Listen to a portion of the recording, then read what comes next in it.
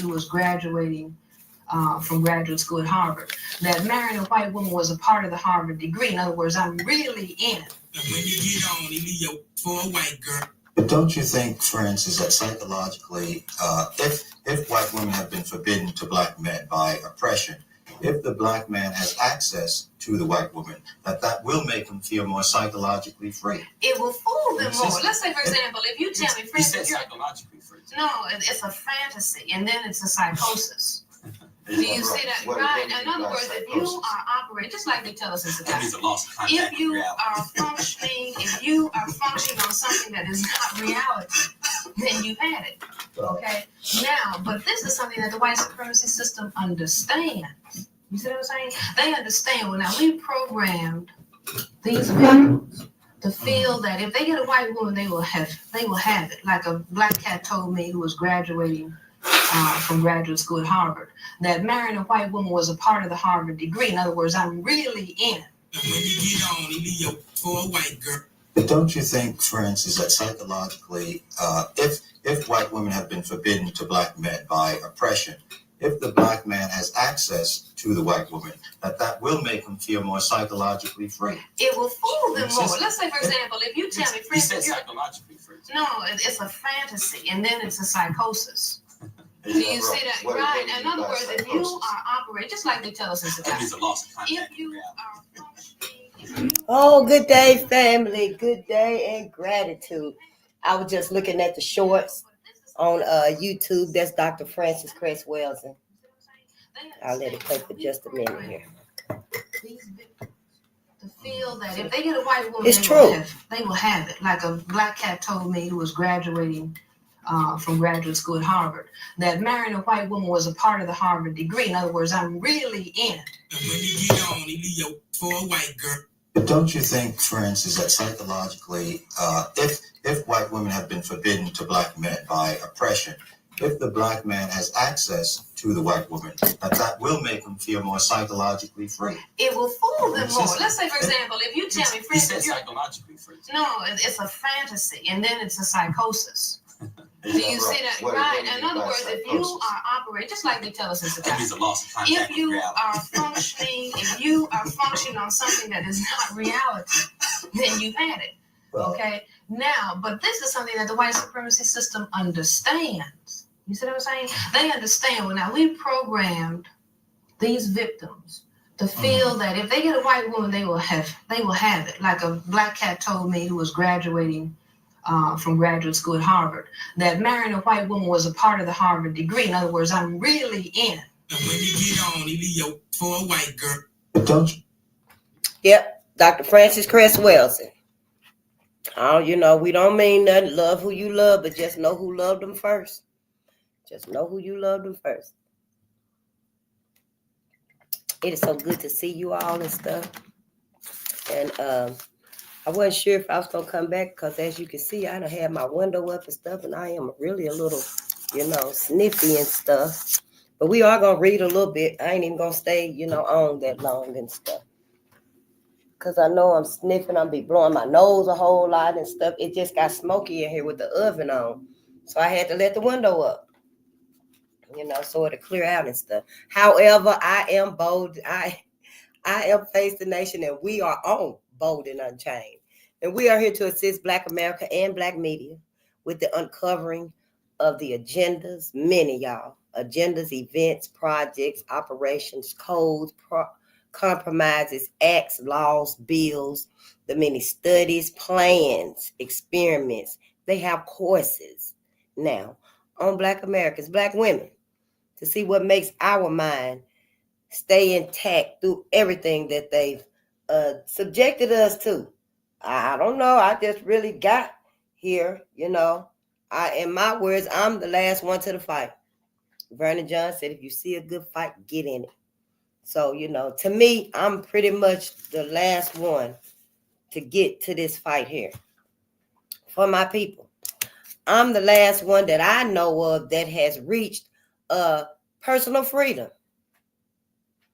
Or maybe I'm the first one to reach personal freedom. I don't know, but I know I'm going to find y'all's pages too. Because y'all got paid. I done subscribed to a couple of you. Maybe 2 or 3, but I ain't saying I'm going to subscribe to everybody because you already know I ain't going nowhere with nobody. But if you got something I can learn from, then yeah, I subscribe to you. I will subscribe to you. But, I know I'm on my ancestor side and ain't nobody going to change that for nothing. Ain't nobody going to change that for nothing. Ain't nobody going to change my views or sway me from believing what I believe. I sat down right here to talk about my people, to see why my people have this huge dedicated ignorance. It was coined by brother Dr. Ray Hagins. We know it as self-hate. And that's the only reason I'm right here. The first and final reason why I, Face the Nation, am right here talking to y'all is so that we can find out who's behind our self-hate. Who's behind this dedicated ignorance? Where did it come from? We weren't always like this. Not on each other, not on anyone. We never had this history that we have now, as far as I know. As far as I know and what I'm learning now, which really has me boiling. Oh, we should not be in the predicament that we are in. We should not. It's just really surreal to me.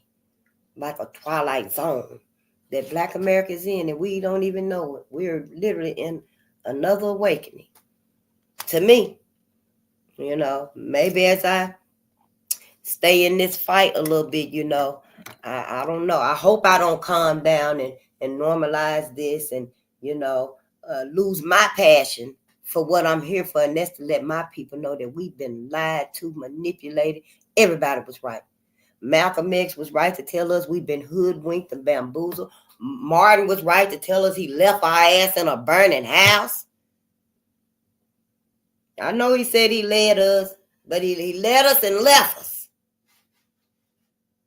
And we still in that burning house. I know. That's the only reason I'm here. To help my people. To help my people. I just like I ain't really gonna follow nobody and stuff. I want to learn. And I will listen to your teachings if it resonate with me. And all I can say is, do the same for me. I ain't asking nobody to come with me, honey, because I already know. Everybody ain't for our ancestors. Everybody not for my ancestors. Sure ain't, because if you was, you would have been going hard for them. You would have been going hard, standing up for them. See, we wouldn't have to curtail and censor ourselves for how we feel about what's been done. I don't know. I just found out about all this. Let me go and see what I got to say and stuff. But yeah, we here to assist Black America and Black media. Black media that's out there and been out there. I really just, found them myself. I really just found Black America, Black media myself. But once I did find them, I ain't let them go. I ain't ran my ass back to white media TV. I like Lifetime too. But shit, we got our own life. You see, we got our own Lifetime right here. We living it. So yeah, when I found Black media, honey, wasn't no need me going back to Lifetime or nothing else. No other channels. Sure wasn't. That's because when it resonate with you, you got to stay there. You don't have no desires, no needs, no wants to go looking in white media and see what white media got for you. Yeah. Good day, Clarence. How you doing, my brother? Shalom. Yeah, that's what Sister Vicky be saying. She be saying shalom and grand rising and all that good stuff that y'all be talking and stuff, speaking to each other. And still got us saying hello and good morning to each other. See, you got to reach down in there to get us. You got us that's uneducated. I ain't going to say we're uneducated. I'm just going to say, we dropped out. I'm a dropout. I didn't finish high school. I didn't graduate and walk across the stage and stuff. Us that, didn't make it to the financial freedom, where we look at prices. I look at prices on everything, even in the thrift stores and the half price bookstore, because that's what I like. That's where I like to be at, But yeah, we still look at prices, and so I guess, you guys, y'all like success stories too. To me, you might not be like the celebrities and shit, and they ain't really success stories. No, shit, they just found a way to tap. That's all. They just found a way to tap. Make a lot more money. That's all. But yeah, I guess y'all could be success stories because you got that financial freedom. But to me, what's really freedom is personal freedom. Family is worth more than anything you could even achieve with white America. I don't care if they give you 5 cars, 3 houses, in different states. When the weather cold here, you run to the other house. When the weather cold there, you run to the other house. You got so much money, you can leave all 3 other states and go somewhere else. The weather get too bad and stuff. That financial freedom. But honey, when you got personal freedom, ain't nothing that you can get from white America that takes the place of it. Because you get to talk about your people, your babies, the future for your people. All the injustice that's been done on your people, you get to voice it. You get to express it without worrying about what somebody gonna think. Without worrying about you being divisive. You dividing folks and stuff. You ain't worrying about all that no more when you got that personal freedom. And hey, that's all I got. So now ain't no need following me nowhere if you ain't sincere about our ancestors. If you're not sincere about our babies, you're not sincere about changing your whole lifestyle so that it reflects us, then yeah, you probably want to find somebody else. Because, even today, tomorrow, next month, next year, when I sit down, I'm still be talking about the same thing. Black people. Black people, my ancestors. I mean, that's why I'm here. That's my whole life.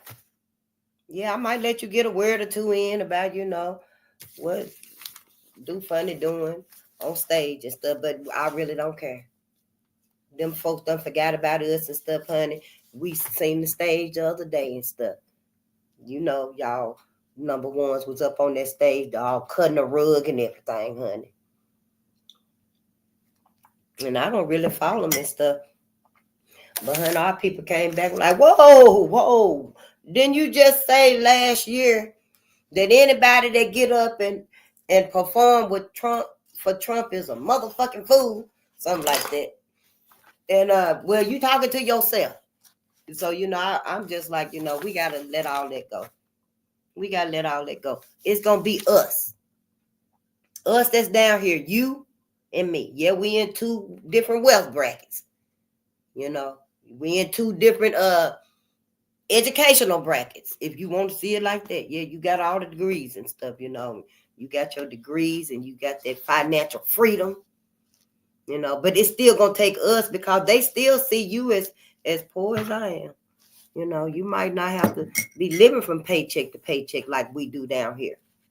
On this level down here. On this level down here and stuff, and I'm sure by now if you've been back, you can tell I like to read. But I'm seeing words I ain't never seen before. Ain't even heard them before. But that don't mean that, hey, I can't keep up. Now, that don't mean I won't burn the midnight oil for reading and studying and learning, because I will. So see, you can't be willing to sacrifice us just because we didn't, graduate. You don't know why we didn't graduate. Well, you know why I didn't graduate, because I done told you. But you just can't assume, that us down here, we ain't worth it. Because if you do that, you're going to be just like the celebrities and stuff that's ready to sacrifice y'all and that's ready to sacrifice us too. Now, we know they sell out. We know they done got up there and got that bag and they done sold out. Ain't none of them been home in decades to their own neighborhoods, their own community, their own city. I mean, coming to help. I'm talking about ain't none of them came home to help. The last celebrity I heard about that went home to their home, and I don't really keep up with them, so you probably know the last one than I would. But the last one that I remember was the boxer Terrence Crawford. I think that was his name, Terry Crawford or something like that. And he would take a huge semi to his little hometown with gifts and stuff for the babies, for his community, his whole little area, you know. But who else? I can't even think of nobody else that I done read about that do something like that. So yeah, they sellouts. They done sold us out, our whole people, everybody, you know. And yeah, hey, maybe they didn't know, but I don't see how. I do not see how. They seeing the ins and the outs. I mean, hell, you ain't even really performing like we used to. They ain't giving us music like we used to. Shit, I won't even let you come in here playing that mess. I won't even stay around you. I don't care if I got to take out walking. I'll be walking to the bus stop. Yeah, it's banned. That's something we got to do, Black America. Sister, my sister, y'all few that's out there. Honey, don't tell your kids right here, right now, no, you is not going to be playing that bullshit up in here. You're not playing that mumble, the rap trap, none of it. We got to cut it off. Cut it off. I don't care. You got money and stuff. You hooked up at home. Go on and put on your surround sound with some Earth, Wind, and Fire, some Commodores. I don't know. Put it on while they still sleep. It'll give them a good vibe while they still sleep. They don't know why they smiling in their sleep. You know, we got to take the initiative and do something. Because, you know, if I had the money and the financial freedom and stuff, I got the personal freedom. Oh, I got that. I ain't losing that for nobody. But, honey, if I had the financial freedom, I'll be going through my own community. Wherever I see my sisters at. Yeah, you got a bill on you, sister, right now. We can pay that bill. Go through them neighborhoods and see who needs some Pampers for them babies. I mean, we got to be creative if we're going to save us. It's going to get real tight out here. It's going to get real tight out here. And before you start running to other folks and stuff, give yourself a chance, Black America. Before you start running to everybody else. Because you know they got it. You know everybody else got it. Don't even play. You ain't even got to lie. You do not. This the end right here. This round 3. This the end. Ain't no more lying and manipulating. We ain't got to do that no more. Yeah, actually, we can get up and walk right out that burning house. Yep, you can. Because this the end right here. This is the end. Whatever they got planned, it's going full speed ahead. Yep, the chances we had to, you know, reroute it, buy us a little time and stuff. Yeah, y'all, didn't nobody want to do it. Black America didn't like Kamala. I don't know. Ain't nobody really still ain't said nothing. I don't know. Maybe my algorithm off. But I ain't heard nobody that was talking about, you know, telling Trump that, you know, I want to be on your side. Please let me be on your side. And now, you know, I ain't heard from nobody. I'm just like, damn, where's everybody at? No, I don't hear nothing from nobody but the ones that voted for Trump. I'm so happy to vote for Trump because they felt like, yeah, this right here, this finna crush Black America. This right here is gonna get Black America. We could be on the white folks' side. That's what they were thinking. I already know what they were thinking. I already know what they were thinking. Yeah, Black America ain't gonna be able to handle this. Or they probably were just thinking this right here gonna come down on Black America. This ain't got nothing to do with us.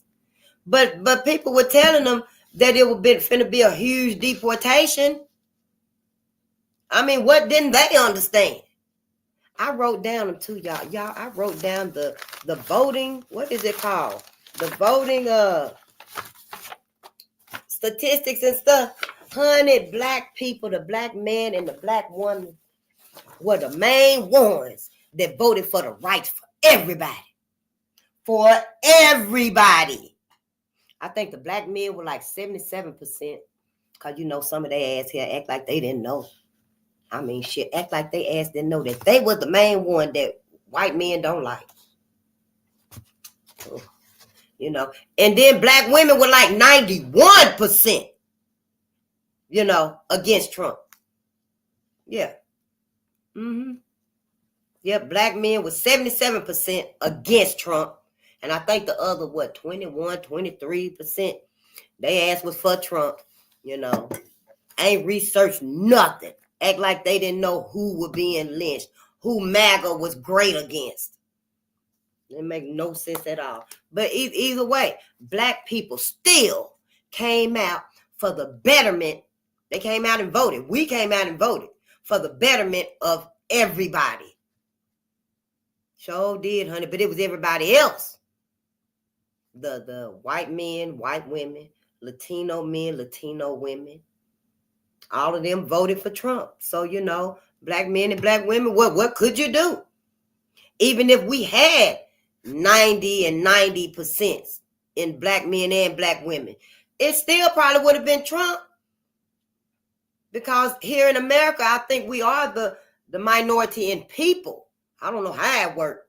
But, you know, I just kind of feel like with all of them, you know, even if we did have like the 91% for black women, even and black men was 77%, even if black men were 91%, it still wouldn't have topped probably. I don't know. Maybe we'll find somebody that can tell us, you know, how it would have been. But it really don't even matter now. Hell, he in there now.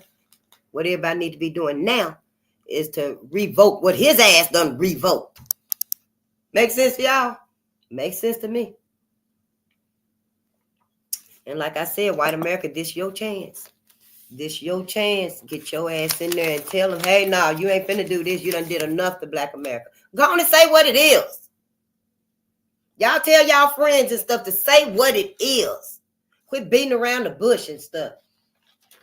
Hell, everybody know why they doing all of this chaos and madness and murder ever since Christopher stepped their ass off them ships. Ain't nothing changed. It's still murder, genocide on black people. And hell, now they finna steal our necks. They done already stole our legacy once and sold it for $5. Now they finna sell it again. Yep, I'm just wondering here, who gonna be black next? Oh, damn. Tonight I was out, y'all, and I don't know. I didn't see the first people go out, but I heard the second person go out. So I looked up at them, and they were mixed, I guess. And the people that went out first, but the person that went out, the mixed person was like, why y'all always leaving me? And then they were like, that's why you dark skinned. And I had just looked up because I was like, who left who? You know, and I had just looked up and I was like, well, that's the way to be. You know, hell, I didn't know what it caught me off guard. Because I've been telling y'all, you know, but the colorism, they both were black. Everybody seemed like they were black. But I was like, yeah, you know, I was like, hell, that's the way to be. That is the way to be. That's who the sun loves. I don't know if it's finna come down to that again. Then shit, don't let white American them think that white is right. That's all I'm saying. Shit, ain't we done with that? Oh, and then I wanted to read. Let me get this out the way right here. Because did y'all see that man? That pastor man everybody talking about? And he was praying and stuff at the inauguration, y'all. I seen it tonight. I didn't even look at it and stuff when I was first seeing it, but it just kept coming up. And y'all, did y'all see that man? Oh, honey. Well, we look at through a spiritual lens. I'm going to get to it. We look through a spiritual lens of loyalty so we can know who we loyal to. Maybe we need some help deciding whose side we on. I'm going to make it real easy for us. By the end of this right here, I ain't going to even keep us all night, but I'm going to make it real easy so you, just like myself, can decide whose side we on. You know, and yeah, once you decide, then that's where you need to go. That's where you need to be. So we will be looking through a spiritual lens of loyalty, faithfulness, who you faithful to. We'll be looking through a spiritual lens of resilience. Resilience, y'all. Who could endure all of this after slavery? This was after slavery. Red Summer. Red Summer 1919. The Awakening of Black America was in 1919.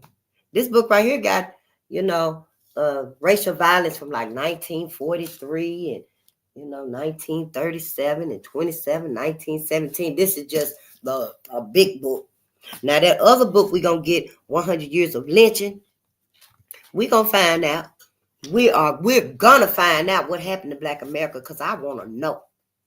I want to know who the fuck did it. Done messed Black America up out here Black America can't even halfway function out here. In my opinion, if it wasn't for our ancestors, like Dr. Francis Chris Wilson, our ancestors that left us these blueprints, these models, our ancestors that were slaves and left us all them narratives, them love letters. If it wasn't for our critical thinkers and our black media, I don't know if our black masses out here would even be able to hold on to a tether. I don't know. But I know with them right there, we can kind of get some rain on us and just stop our people from stampeding out here. I mean, we got to at least try. I know I've been, distracted my whole life. Hell, I thought black people was all right. Shit. I thought black folk was all right. And I was just making mistakes in my life. See? Yeah, I can own up to it. That's what happened with me. What happened to y'all? That y'all asses let it slide by. Shit, I done said it many times when I'm on here. I know why I fucked up and thought Black America was okay out here. Then when I do wake up and realize, oh, hell no. Hell no, Black America is in another awakening. Everybody talking about it. Everybody's talking about it. Yep. Just so happens it made it to me. And I followed it, went and made a donation, and that's when I found out about Trayvon Martin. That's what woke me up. Trayvon Martin. And that was what, like 10 years ago? Wasn't that long. It wasn't that long ago. So I done lived my whole life, being distracted on the seriousness, the detriment of our status out here. We're in a crisis. Black America's in a crisis. Yeah, and I know I came on the scene at the very end of it, didn't I? Yeah, I know. Yeah, well, that's too bad. I made it. Yeah, so let's get the copyright disclaimer out the way. Oh, we looking through a spiritual lens of education because we finna teach here too. We finna be reading. We're reading. Yeah, we're reading and critiquing. We're criticizing, commenting. I sure am. I'm going to criticize everything that I want to. And ain't nobody going to tell me that I'm not going to do it. Because what I want to know is what did your people do to my people? Since you want to come up in here. What did your people do to my people? And for any of us that's got something to say in defense of Karen and, Brad and Becky and Ken, you need to go find you somewhere else to be. You definitely in the wrong place. Let's not make this hard on ourselves, honey, because the shit is finna hit the fan any day now. And everybody need to get where you're supposed to be at. So don't waste your time here, and I'm not going to let you either. So, we're going to keep this real easy. Either it resonate or irritate. If anything I say is irritating you, then you free to go. We want you to. We is not holding no grudges here, except for against white America. Yeah, white America is why I'm here to condemn. White America is the one that has done all of this trauma on Black America. Everybody else is pawns. Everybody else is pawns. Let them know that. So let's get the copyright disclaimer out the way now. Copyright disclaimer under 107 of the Copyright Act 1976. Allowance is made for fair use for purposes such as criticism, comment, news reporting, teaching, scholarship, and research. Fair use is a use permitted by copyright statute that might otherwise be infringing. Non-profit, educational, or personal use tips the balance in favor of fair use. So see, for the time being, we can do this. However, since we back in 1965, we really not sure how much longer we're going to be able to read this copyright disclaimer. Because, thanks to everybody that voted for Trump, everybody that voted. See, I was going to couch down too. Yeah, I was going to couch. I was the man. You already know. I'm couching down. Like touchdown. Oh, honey, shit, I got the researching and stuff and looking at Project 2025 and what? And then I have found Agenda 21 and whoa, and honey, all of that. I was like, shit, I'll be going to vote. you know. And I was trying to tell the people that was around me. I mean, you know, yeah, this is the last. This right here seemed like the end, but then nobody want to listen. Yep, I was trying to tell all. Oh, this right here seemed like the end to me. Have y'all heard about Project 2025? Then I went to the Open Street Broadway, and I got some flyers because one of the allies was out there, and they had some flyers on Project 2025. So I got some of the flyers, and you know, I was giving them to our people and talking to us. And honey, we was like, shit, we ain't worrying about no Project 2025 and what we gonna do about it. And you know, I do get that. What we gonna do about it? But here, can we at least talk about reading? Who gonna be reading? Who gonna be teaching math? Who gonna be teaching science? You know, I mean, because the Black community, like all of y'all, some of y'all homeschooling and stuff, and it's taking off so well. I'm so proud of Black people really teaching. I mean, you got your own curriculum. I would love to do that, and I'm gonna do it. But see, down here and stuff, we ain't really, you know, caught up to that yet. It's just like where I'm from, down in the South. We get a song like 6 months after y'all done got the remix. Well, that's kind of how it is with y'all, you know, in the higher education and financial bracket, and us in the lower education and financial bracket. We get everything later, you see. So we got to be able to, you know, balance that out. I mean, that's what I think. Because other we balance that out, or it look like y'all asses is trying to sacrifice us, like them up there is trying to sacrifice y'all. So, you know, that can't be. No, that right there can't be. And hopefully, you know, them that's done sold us out publicly for the bag, I guess. Hopefully they'll realize that they've been used, you know, and I don't know, I guess come back to on the right side and stuff. I won't be buying none of their music and stuff because I don't play that mess anyway. But can they really be trusted though? I mean, shit, you know, I'm just asking. Y'all the one love Snoop and them. Y'all the one love them. And Nelly. I like Nelly music and stuff, but honey, I ain't never bought nothing. Shit, I go to the thrift store and buy me an Al Green CD. Used. Before I buy one of their CDs, brand new. Because that ain't my type of music. That don't make me feel happy. Shit, that don't make me feel good. That one song by Nelly will make me cry, though. Because it's a good song, too. But, you know, yeah, I ain't finna buy that for no one song. You know, it's just totally different for me. You know, they music is and stuff. But I don't know. Would y'all take them back? I wouldn't. As far as I'm concerned, shit, you sold us out for Trump. You already sold us out by forgetting us every Christmas. You know, they come by every Mother's Day. You forget the whole community ain't came back, brought a rose to nobody. You know. So, yeah, I mean, with this right here, this is like the ultimate betrayal. And you know I feel betrayed. I'm just now finding out about all this. I feel betrayed. Everything is in a different light now. Everything. White America. And white America did it. That's why we hear this book say racial violence in the United States. It ain't talking about all the other groups of people.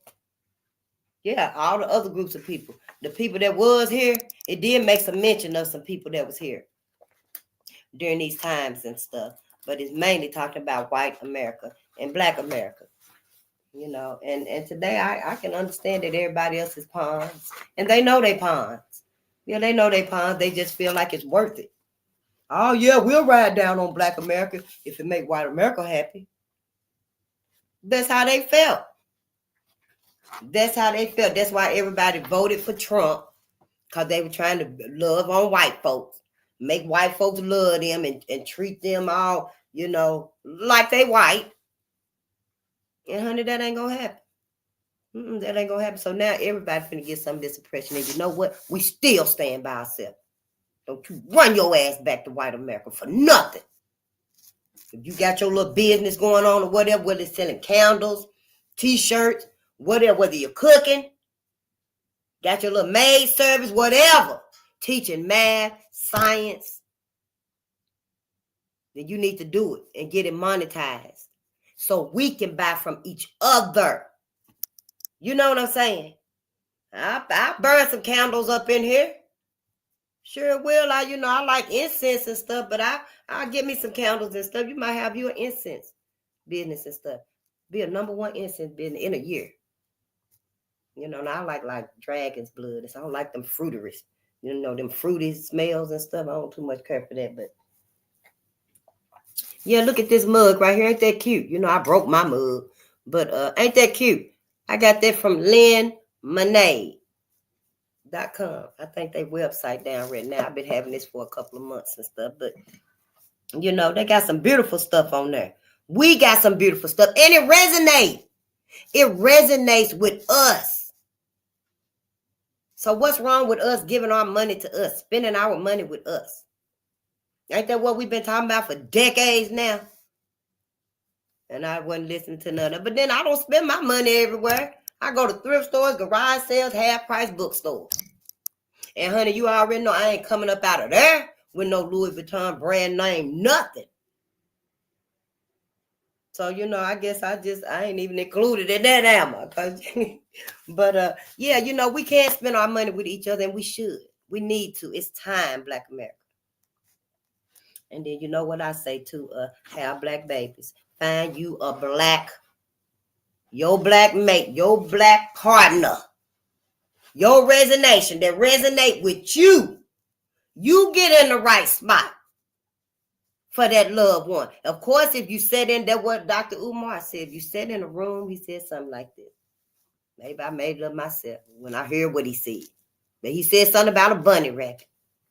If you sit in that room with a whole bunch of white bunny rabbits, you gonna fall in love with them. One of them, you got to put yourself in the right place to find somebody that resonate with you and what your people been through, not what your ass been through. Not what you've been through, what your people been through. We got to get a whole new focus. Yes, we need to get a whole new focus so that we can kind of recenter ourselves.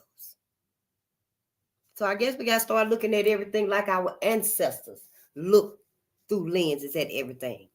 Because the way we looking and stuff, honey, we looking, living, breathing, eating, loving, dressing, talking, learning. Everything in our life is like white folks. We ain't even breathing like we breathe. God gave us these wide, beautiful nostrils, and we breathing all shallow, damn near about to hyperventilate. Because we living like white folks. And it just is not working no more. Don't we see where this thing got us at? Hell, I just got here and opened my eyes, and I can see, what the hell? Where are we? But they already told us we back in 1965. Don't forget that. I just want to ask, when I knew I was going to get on tonight, I just wanted to ask y'all, do it feel like 1965 yet? To some of y'all. Because, I'm pretty simple and basic and stuff. But when it do, I'm going to be the first one to let you know. Sure will, honey. Don't let me pass by a store and see they done brought it back. Whites only. Black Media said it was a company. And in their description, like, online, when you go to like the website, like Indeed and stuff like that, and put in your application, and you fill out online, and they got the job listings, and you read the job listing, it'd be like, oh, you got to have 2 years of, engineering, or, something like that. Why I had a reference to color? Yeah, I didn't even look at it because I already knew it's coming, honey. Them folk down south, they can't wait to bring their stuff out the back. They already got their stuff. They just took it out the window and took it in the back room. Everything all dusty now. But honey, they finna pull that shit out and clean it up and put it right back in the window. Yep, watch and see. It's finna get really, really bad. In Black America, all I want to say is, honey, don't be worried. Be wary. Don't be worried. Be wary. We got this. If we stay together. If we stay together, we can feed each other.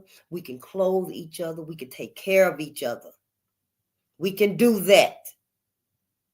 Now, if you run your ass back over there to white American stuff because you done got hungry, because you done got cold, you done got hot, you bored, you miss Becky, then that's where you're going to be. That's where you're going to be. Ain't nobody coming back to get you. I don't know if anybody done said it in all the black media, but I'm going to tell you, ain't nobody coming back to get you. However this going to play out, that's where you're going to be. Now, I will say that, we'll come halfway and get your ass, but you got to come and meet us. You got to at least send the babies. At least get the babies out the house. Because when Karen and Becky kick that door in, sister, and you sitting up in there with Brad and stuff, watching Golden Girls or some shit, and Karen come up in there and kick that door in, because she been out here running and stuff. You see them running, exercising and everything. You better be ready, sister. You sure better, honey. She kicked that door in and tell you, oh, sister, so you thought you had Brad, huh? Because the mission is up. The mission is over. We right up on D-Day. Yep, we right up on D-Day. When Trump get that dog whistle, hit the button, sound alarm, and white folks they run over get in their place and stuff. Yeah, it's a wrap. It's a wrap. Wherever your ass is, that's where you're going to be at. I already know what's going to happen. Karen and Becky going to come in there and kick them doors in and going to tell you a piece of their mind. And Brad probably done fell in love with you and stuff. They always want them some black women and stuff. And he ain't going to know what to do. And Karen probably going to knock him around a little bit and stuff, And because he know he can have you whenever he wants you. Ain't that their history? Getting black women whenever they want you. Wait, they got you now? You in there. Yeah, you really in there. Yeah, you can't stop him. Karen and Becky ain't. They back to get their spot. Yeah, they back to get their title. Mrs. Brad. Yeah, you just finna be the concubine or whatever, side piece that he finna have, cleaning and cooking and get them kids back there in their yard and do that work. That's what Karen and Becky finna come. Watch and see it's gonna happen. Watch and see it's gonna happen. But anyway, I want to tell y'all before I start reading and stuff about the brother that was singing. I didn't even write his name down, y'all. And because I'm just saying I ain't really, been loving on our people and stuff. So I didn't even know that, Martin Luther King. I know he did say something about Stone Mountain, but I don't really know what speech it was and stuff like that. And he did mention Lookout Mountain too. But I remember him saying Stone Mountain. But this man in this video that were preaching at the inauguration and stuff, y'all, his name was Ludell something. He was a pastor. And y'all, he was talking about the prodigious hilltops of New Hampshire and the heightening Alleghenies of Pennsylvania and the snow-capped Rockies of Colorado and the curvaceous hills of California. I think Martin was saying some of this stuff. That's why he was saying it too. And let freedom ring. That's what he's talking about. Let freedom ring from the heightening allegations of Pennsylvania. Martin was saying it. Let freedom ring from Stone Mountain, Georgia. And let freedom ring from Lookout Mountain in Tennessee. Well, wasn't we just reading about Stone Mountain in this book right here? When William Joseph Simmons said that when he revived the KKK in 1915. And then they say on Thanksgiving night in 1915, that man went up on Stone Mountain right there. On Thanksgiving night in 1915, Simmons and 15 friends hiked up the huge granite outcrop of Stone Mountain, east of the city, and held a ceremony Simmons had contrived. And it's talking about Atlanta, Georgia. He revived the Ku Klux Klan because he said he had a spiritual vision of white men on road white men on horses galloping across the sky. So hell, he revived the Ku Klux Klan. They in heaven. That's what that means to me. They're in heaven, riding on horses in their Klan outfit. Yes, honey. Yep, all of this cotton that we looking at, these clouds, is really cotton when you go to heaven. I suggest Black America that you rethink this whole thing and go to the afterlife. Rethink this whole thing, because who lying? I'm here to see about Black America. I'm here about the well-being, the welfare, and the sanity of Black America forever. Not just here on earth. I'm talking about forever. I'm not finna stand by and let y'all entrap our ancestors here in life and in the afterlife too with these damn demons. No, I'm not gonna do it. I can't do it. Somebody need to give some answers. Somebody need to give some answers. Who's lying about heaven? Your book or this book? Who lying? Somebody got to be lying. Yes, honey, everybody lying and manipulating Black America, see, and ain't nobody asking. Everybody asking why Black America can't come together. Why y'all ain't come together? All y'all got to do is unite. All you got to do is unite. Yeah, just put it so subtly, huh? You don't even really know what they saying. Instead of saying, look at here, Black America, all y'all asses is going crazy. You barely hanging on mentally. You're barely hanging on mentally. When everybody turn against us this time, it ain't finna just be white America, see. It's finna be all the other people too. And that's probably what's gonna cause Black America to lose the sanity. And yeah, anything and everything gonna happen to us. So yeah, you ain't got but a fortnight to wake our asses up, Black America. We ain't got but a fortnight. That's it, and that's all you know. I don't know. People been lying to me too. I suggest you get you some personal freedom. So whatever you done learned, that's what you supposed to speak on. That's supposed to be your truth. Ain't that what they been saying? Stand in your truth. Everybody stand in your truth. Everybody take accountability. So everybody but white folks. Everybody but white America. White America done set up here and done made everybody have this fucked up mentality against Black people. Against Black people. Now everybody was mad at us. Then they felt sorry. Now they crying and sad, depressed, don't know what to do. Now it's finna turn to rage. And yeah, it's gonna be another massacre. Then they asked talking about some war and stuff, you know.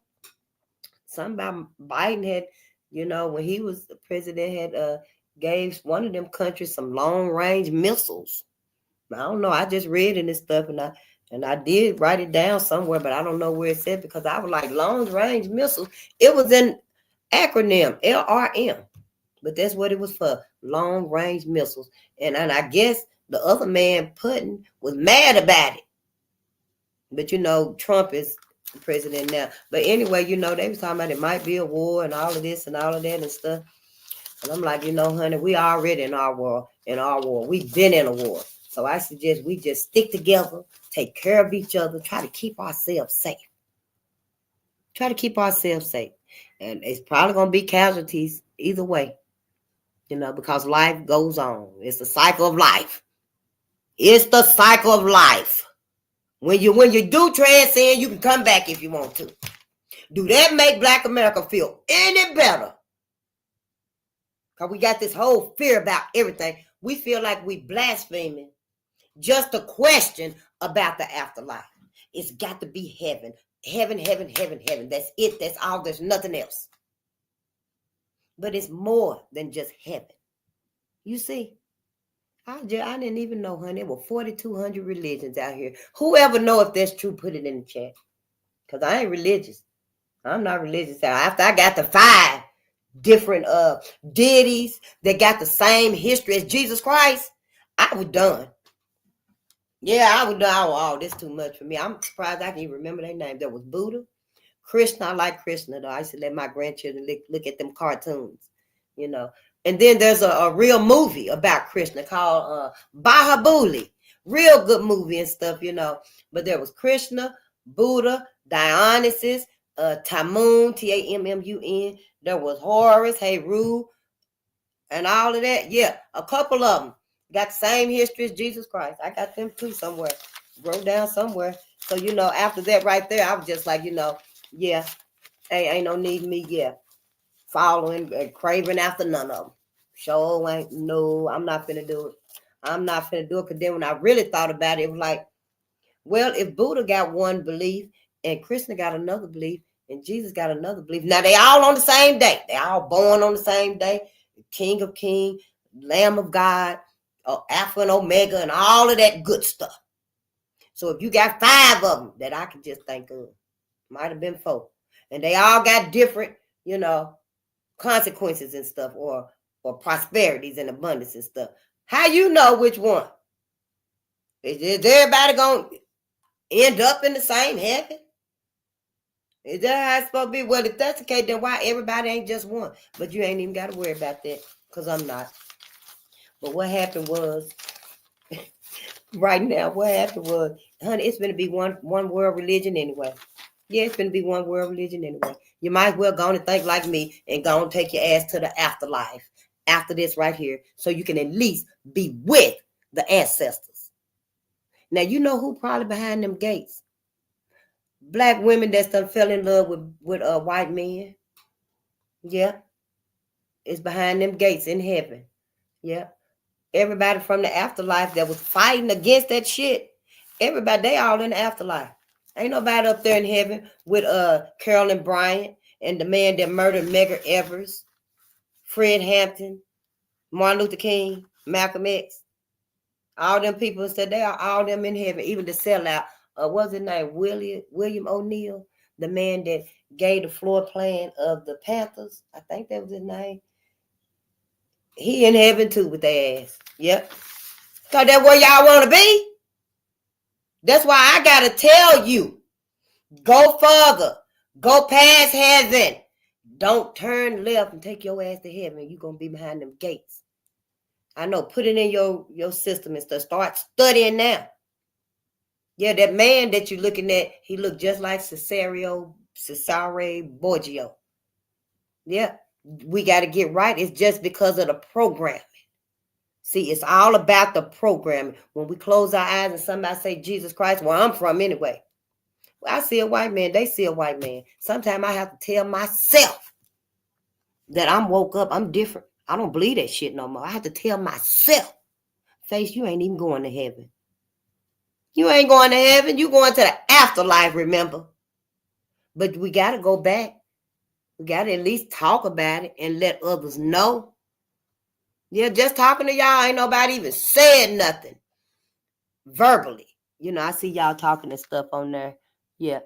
I see y'all communicating on there and stuff. But I still be saying kids when I'm referring to children and stuff, little bitty ones. But I call our babies godren. But see, it's not known that we're godren. So I have to refer back to how we speak, like self-hate. Brother Dr. Ray Hagan coined the dedicated ignorance. But see, those that know is coined as dedicated ignorance didn't tell nobody else. You see, didn't tell nobody else. That's why I didn't know what it was. And everybody saying, quit calling it self-hate. Why are you calling it self-hate? It's not self-hate. Hell, y'all didn't go out and tell us. Y'all didn't come out and teach us these fundamental phrases that were taking place with us to show our growth, so that we can at least communicate and comprehend, on another level. So, I didn't know. And, that's what we got to do. When we learn something, we got to make sure those that, that aren't privy, that's that language thing. When you get to reading on, you see words and stuff that you ain't even seen. And, that don't get the information. I know all of y'all know. Oh, y'all, but here it is right here. The New World Order. The New World Order agenda. The agenda. There's so many of them, y'all.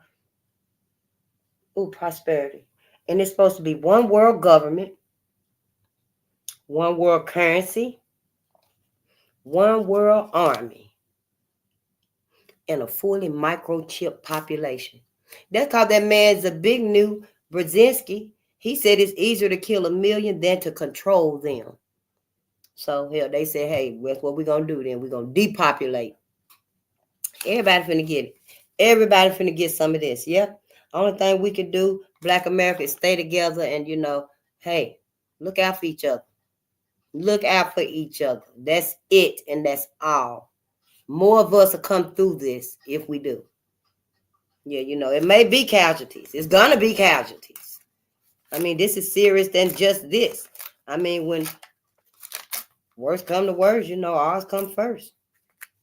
That's it. Worst come to worst, ours come first. Finally. Hell, you mean tell me y'all ready to put somebody else first again? No, we can't do that. We cannot do that. And we can't let you do it. No, Black America, we can't let you do it. Just like, when in 1865, when Black people left them plantations and the Black families didn't want to leave, and they said, well, we'll stay here and we'll work on the land. Black folks should have said, bring y'all ass on here. Bring y'all motherfucking ass on here. We leaving.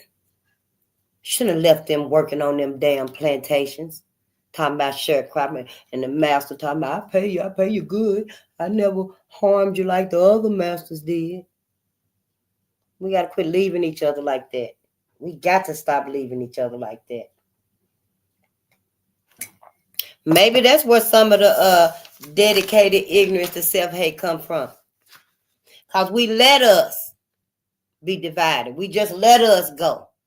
Like that. So, yeah, let's read and stuff because we got to learn.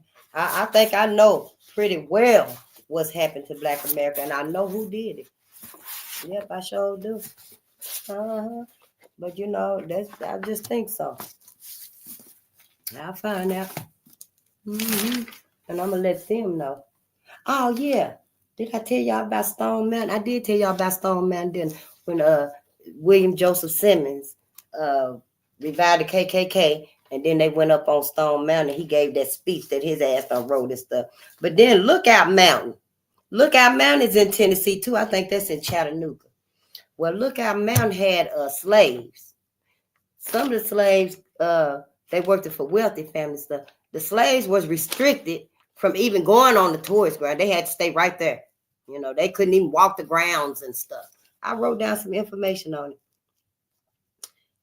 There was slavery on the mountain, Lookout Mountain, for several white wealthy families. Yes, honey, like the Cravens.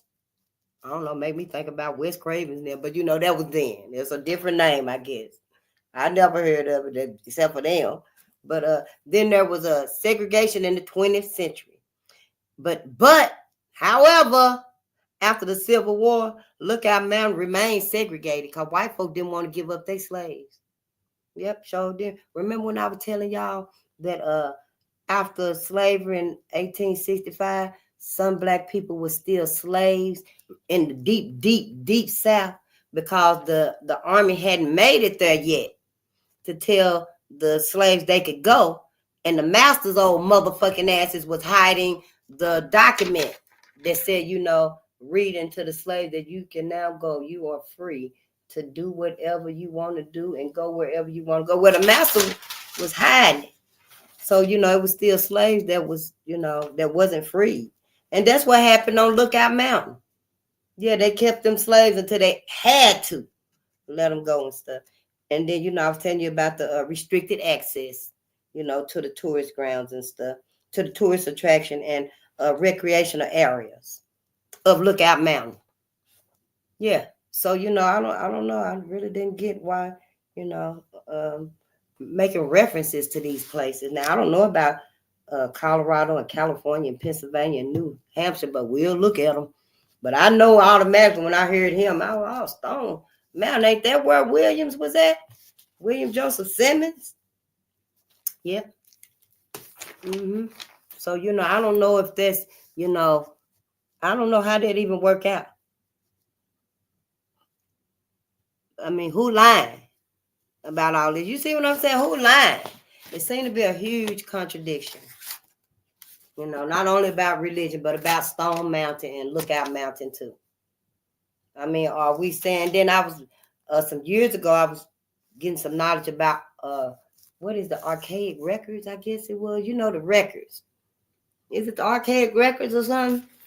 And that it's supposed to be in Stone Mountain, to keep up with our records and stuff, our DNA and stuff. Then I'm like, well, if all these white people are on the mountain and controlling the mountain, I don't get it. Yeah, y'all got to get y'all history channels and stuff. I mean, just get your channels. I know we got our other channels and stuff, our cosmic channels. I like that too. But yeah, we need some lesson channels, some regular lessons, history, science, math, even if you just good at it. I mean, I can get a math class. I can teach you adding and subtraction and division, but we need some serious classes to teach us these things. You know, it's just very very important that we get them now. It's very detriment that we get them now. You know, I just apologize it took me this long. Because, honey, I would have been doing the research. Sure would have. But, you know, I'm coming by myself. Sure would. Ain't no telling who all I done shook off of me. Where she at? What phase? I don't know. I wasn't in no flying vehicle. I knew that. But let's read, though, right? Mm-hmm. Oh, what else did I have down here?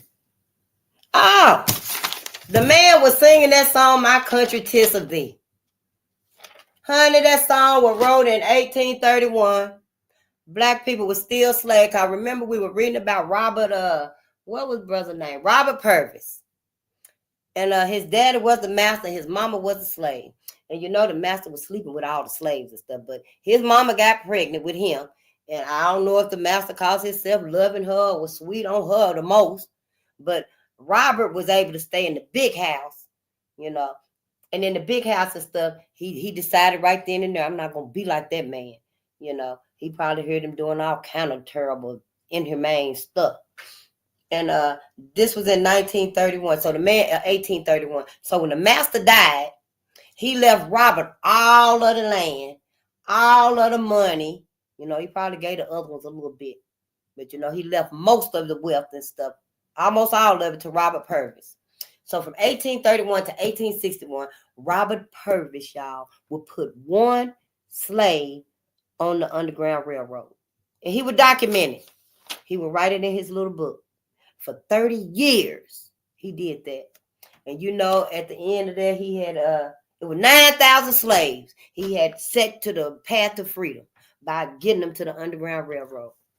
Yeah. Now you know it was more than 9,000 because when the master was alive, you know Robert was taking them little biscuits and victuals and drawing out little crude maps and stuff. Well, you take this road right here and you go around yonder bend, you know. And you'll hear somebody make a whippoorwill call, and you know that's your conductor for the Underground Railroad. Yep, Robert Purvis. Yep, he did that.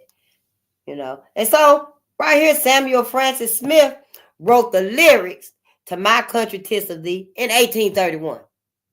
Why this man was singing this song,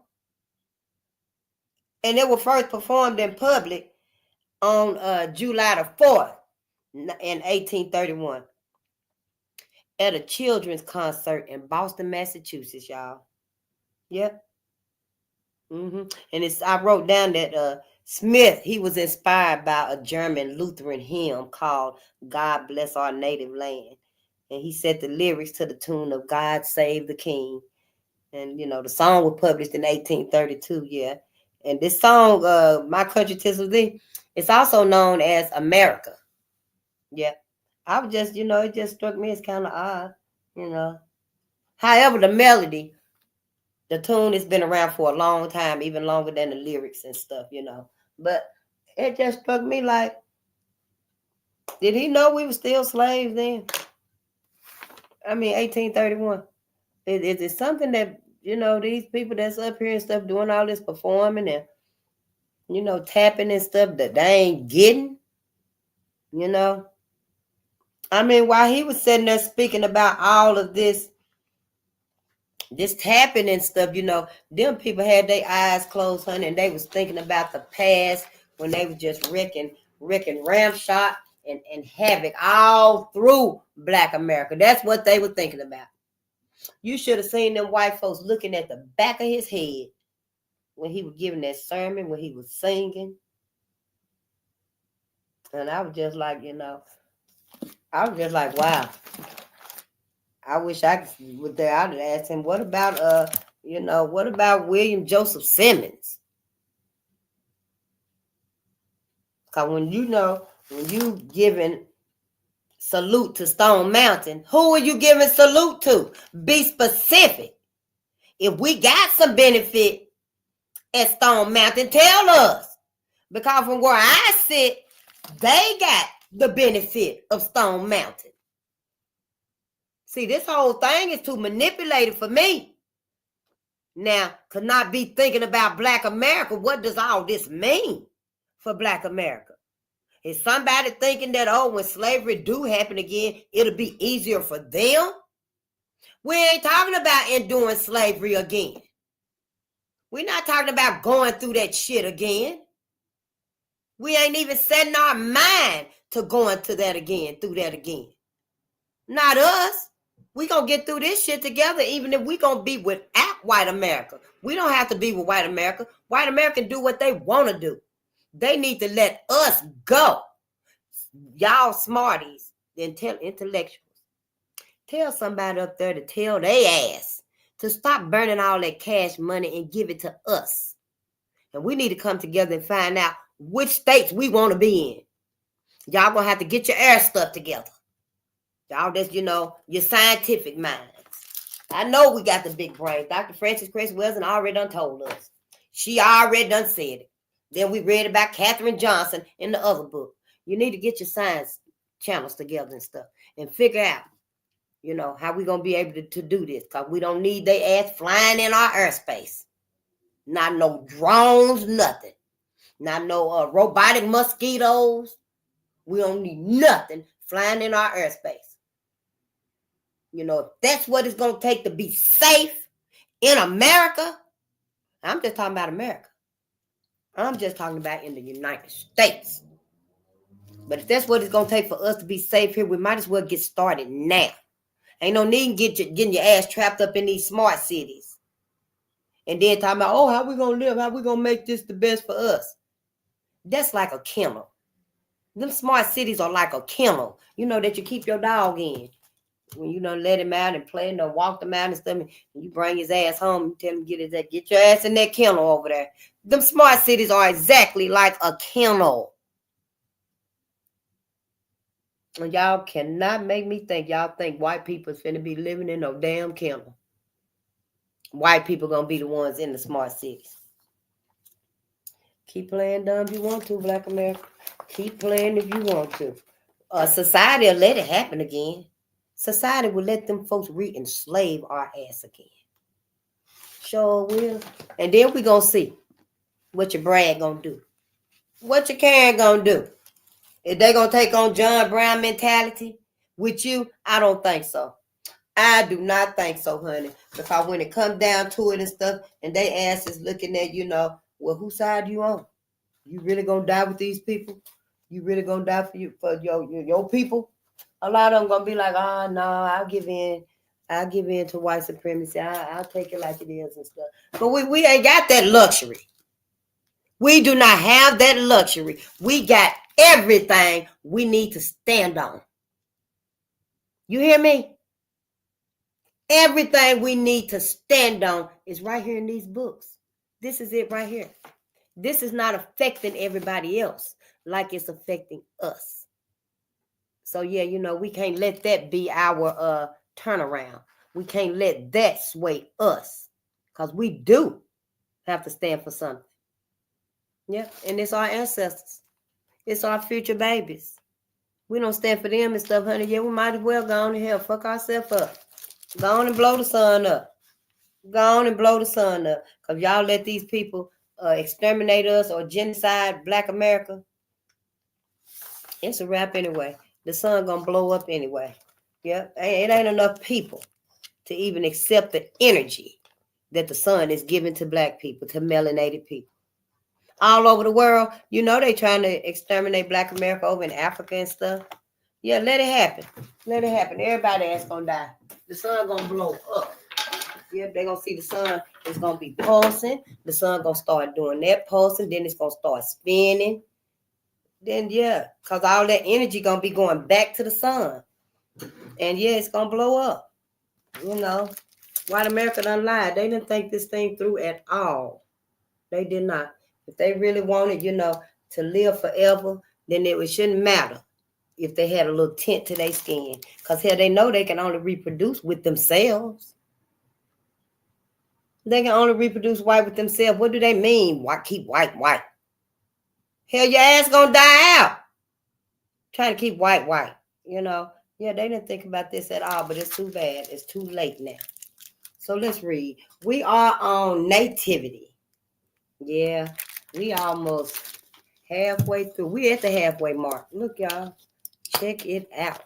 We are at the halfway mark. Yep. I don't know if we're going to finish this whole thing right here because I'm just tonight and stuff. We're going to read a little bit, though. We're going to read a little bit. So that's why I'm here and stuff. But I just feel like, folks just ready to sacrifice us and stuff like we don't even know.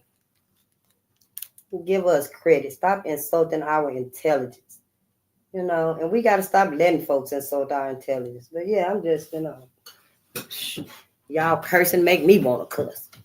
Only 14 of the riot group were born in the state of Michigan, but 21 of the control group were born in this state.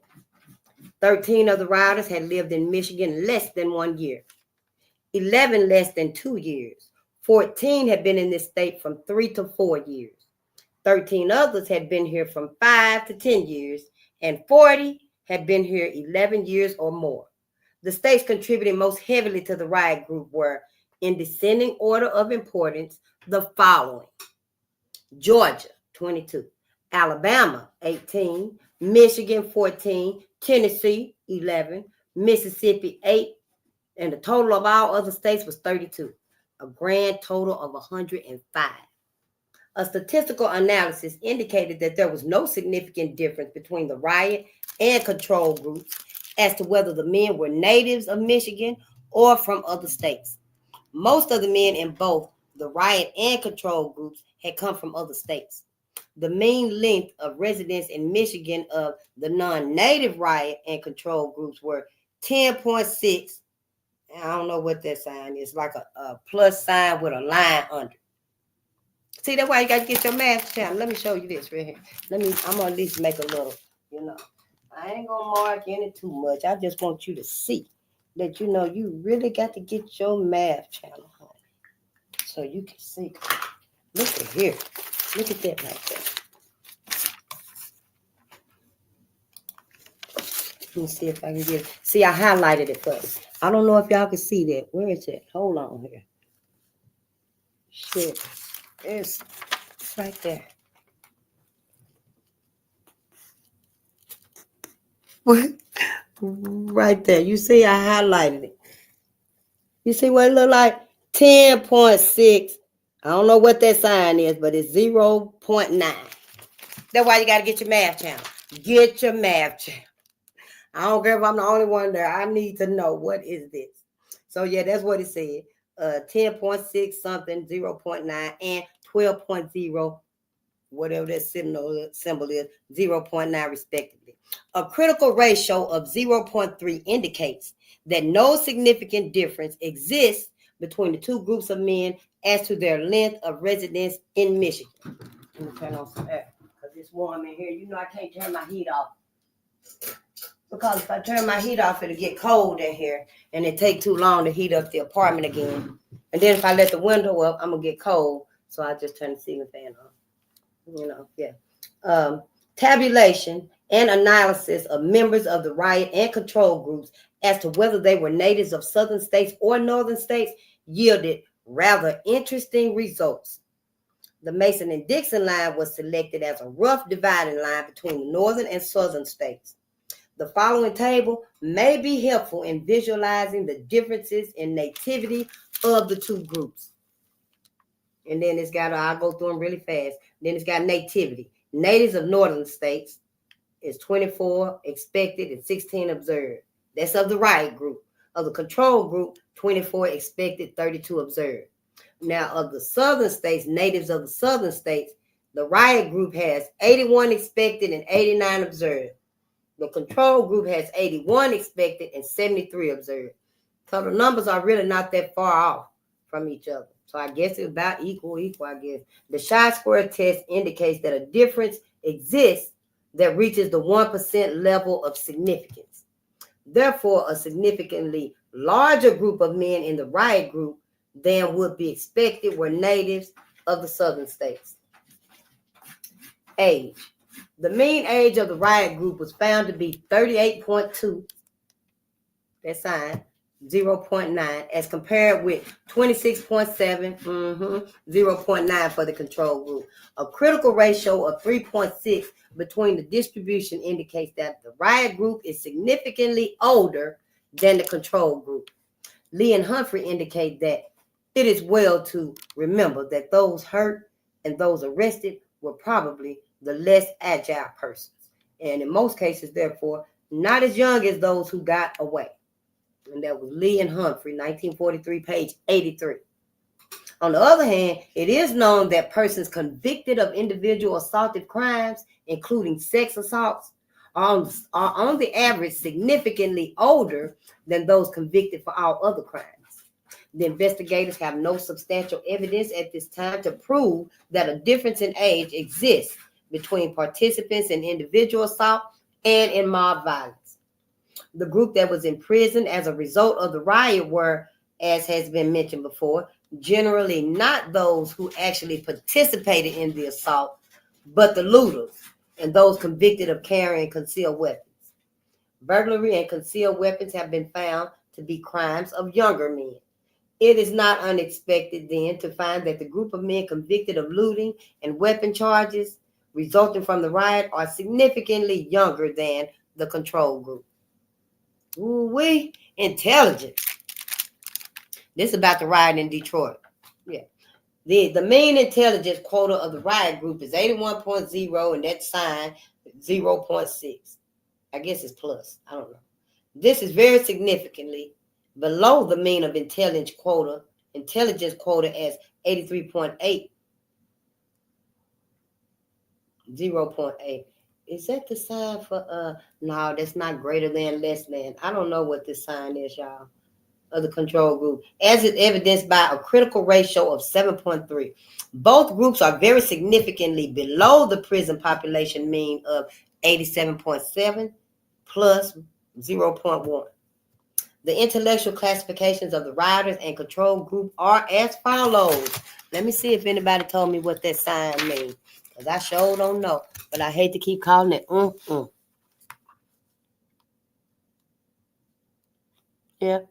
I know, we'll find out. Oh, we don't know what that sign is? That's all right. We're going to read anyway. Yeah, it's just to give us a little, some statistics and stuff.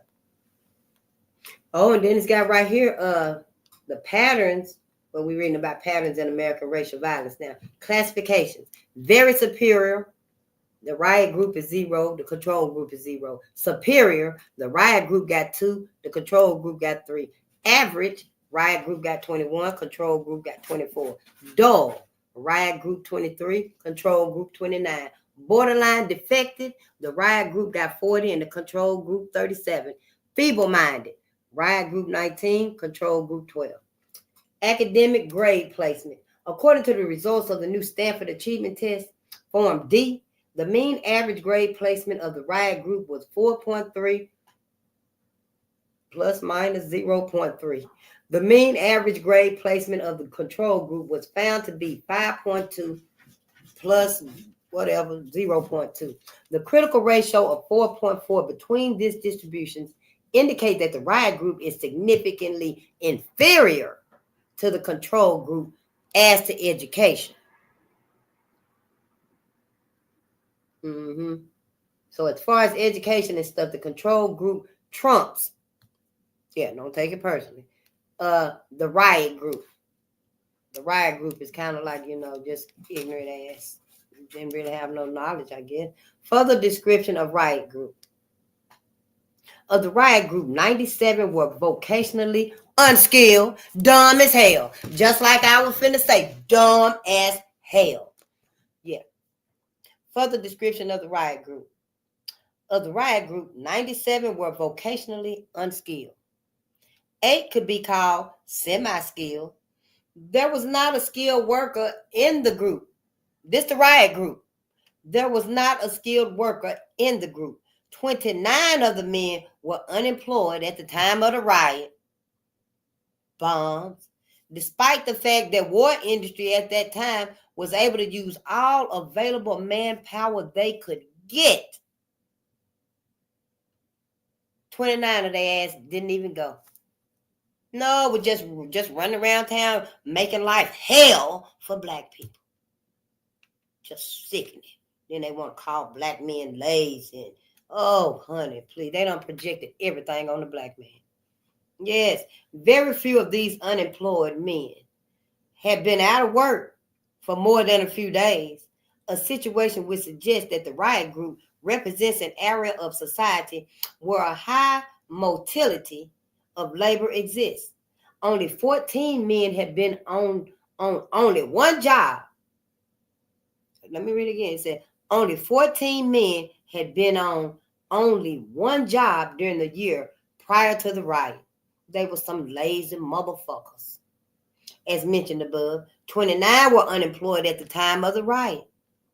The remaining 62 had been on their jobs for periods ranging from a few days to several months, but none had been employed at one place for a whole year. The asses was lazy, some damn deadbeats. That's what they were. Vocational instability or a high motility of unskilled labor was the rule. The marital status of the riot group is as follows. Common law relationship, 41. 34 of them was single. Married by ceremony, 19 of them. 8 of them was separated and 3 were divorced. The high proportion of common law relationships is not entirely unexpected, since the larger portion of the riot group are Southern Negroes. This group of people includes a large number who have continued the more primitive conjugal union, which was general in slavery days, but now may represent cultural lag. If I didn't know no better, I would think they talking about black people as the riot group, but black people were not the rioters in none of these massacres. Black people were the victims. Black people, it said it right there in the book. Black people were the hajira, fleeing for their life. Then, I already know white America flipped the script and stuff and make you think that it was the black people that started and stuff. Black people didn't start none of these riots. None of them. Not even Dick Rowland, that they said had assaulted that white lady in that elevator in Tulsa. That was a lie. All of them was lies. So anyway, let's get back to reading. This group of people includes a large number who have continued the more primitive conjugal union, which was general in slavery days, but now may represent cultural lag. It is noteworthy that only 27 of the riot group had no previous police record. 23 had only jail records. 16 others had been convicted of felonies and had been given probation or suspended sentences. 23 had served prison terms. 15 of this number had but one previous incarceration. 4 had been in prison twice. 3 had been sentenced 3 times previously, and 1 had 4 previous prison terms and is wanted by the Alabama State Penitentiary for escaping. 16 other men with previous police records had also been subjected to juvenile institutionalization. Had been subjected to juvenile institutionalization. 74% of the rioters then had previously been in conflict with law enforcement agencies. Earlier in this paper, it was mentioned that the majority of the men convicted of felonies as a result of the Detroit race riot were not rioters as much, but looters and carriers of concealed weapons. The crimes for which the men were sentenced, together with the number of offenders in each category, are as follows. All right, the crime. Entering without breaking in the daytime, 38 men. Carrying concealed weapons, 37 men. Larceny from a store, 16 men. Felonious assault, 4 men. Rioting, 3 men. Resisting arrest, 2 men. Larceny of an automobile, 1 man. Malicious destruction of property, 1 man. Armed robbery, 1 man. Negligent homicide, 1 man. And manslaughter, 1 man. A total of 105 men. It will be noticed that 13 of the crimes, including armed robbery, may be considered violent ones. 92 of the men were convicted of relatively non-violent crimes, such as stealing small articles from a store or walking into it after the windows had been broken by a prospective misdemeanor.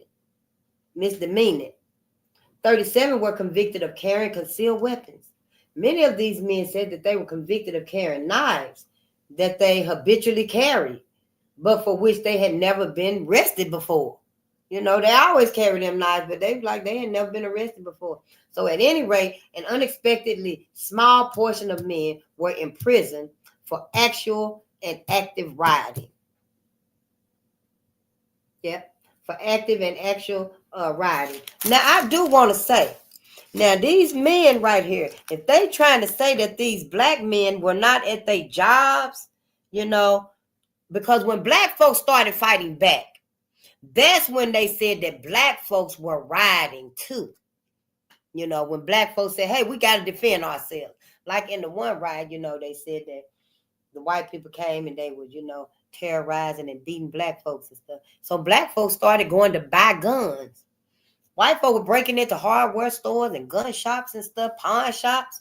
And so black folks, you know, were going to buy guns and stuff so they could protect themselves. And the white people would not sell them guns. Wouldn't even sell it to them. But they ass was giving their guns and stuff to white folks. That's how they were doing this stuff. But when black folks did started fighting back, you know, that's when they was like, oh, black people are rioting. You know, and that one military went to the scene of the massacre.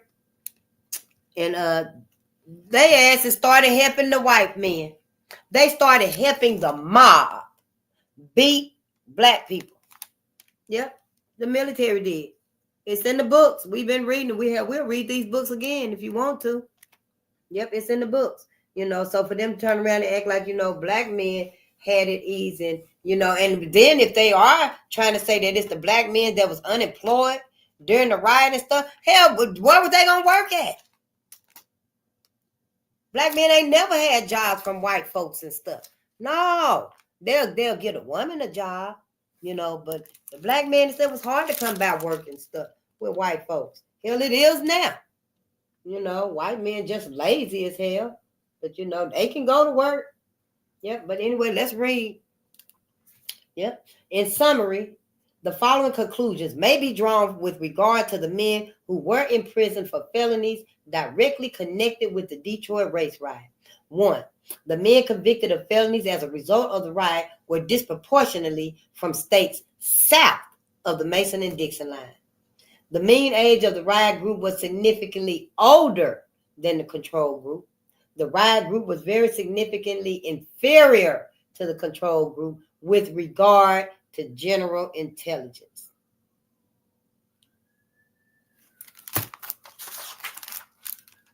Number 4, the riot group was educationally inferior to the control group. There was no significant difference between the riot group and control group with regard to venereal condition. 6, no significant difference with regard to history of drug addiction existed between the two groups. 7, the riot group were in the main unskilled workers. The riot group were in the main unskilled workers with high vocational motility. 8, the riot group has a very high proportion of common law relationships. 9, 74% of the riot group had previously been in conflict with the law enforcing agencies. 23 of this number had prison records. 10, most of the men sentenced to prison for crimes directly connected with the riot were looters and carriers of concealed weapons, and not active and violent participators in the riot. Only 13 men were sentenced for violent crimes. Yes, honey. America's always made the black man feel like he is the loser and he just don't want to work, when we already know it wasn't no work for the black man. If that's who they talking about, let's read and find out. But you know, from where I'm sitting in and stuff, this whole manipulation, this whole lie, can't none of it be trusted. We're gonna have to condemn all of it. And white America did it. White America did all of this. Ain't nobody did this but white America. They need to be held accountable. Yep, I don't care where you take the punishment then. The riot participant.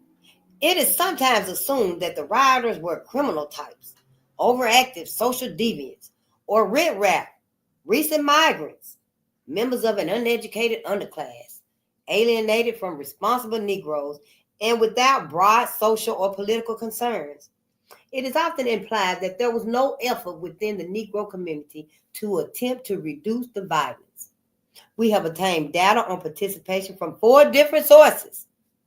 Eyewitness accounts from more than 1,200 interviews in our staff reconnaissance, reconnaissance, in our staff reconnaissance survey of 20 cities. Interview surveys based on probability samples of riot area residents in the 2 major cities where riots happened, two major riot cities, and that's Detroit and Newark, designed to elicit anonymous self-identification of participants as rioters, counter-terroritors, terrorizers, counter-terroriters,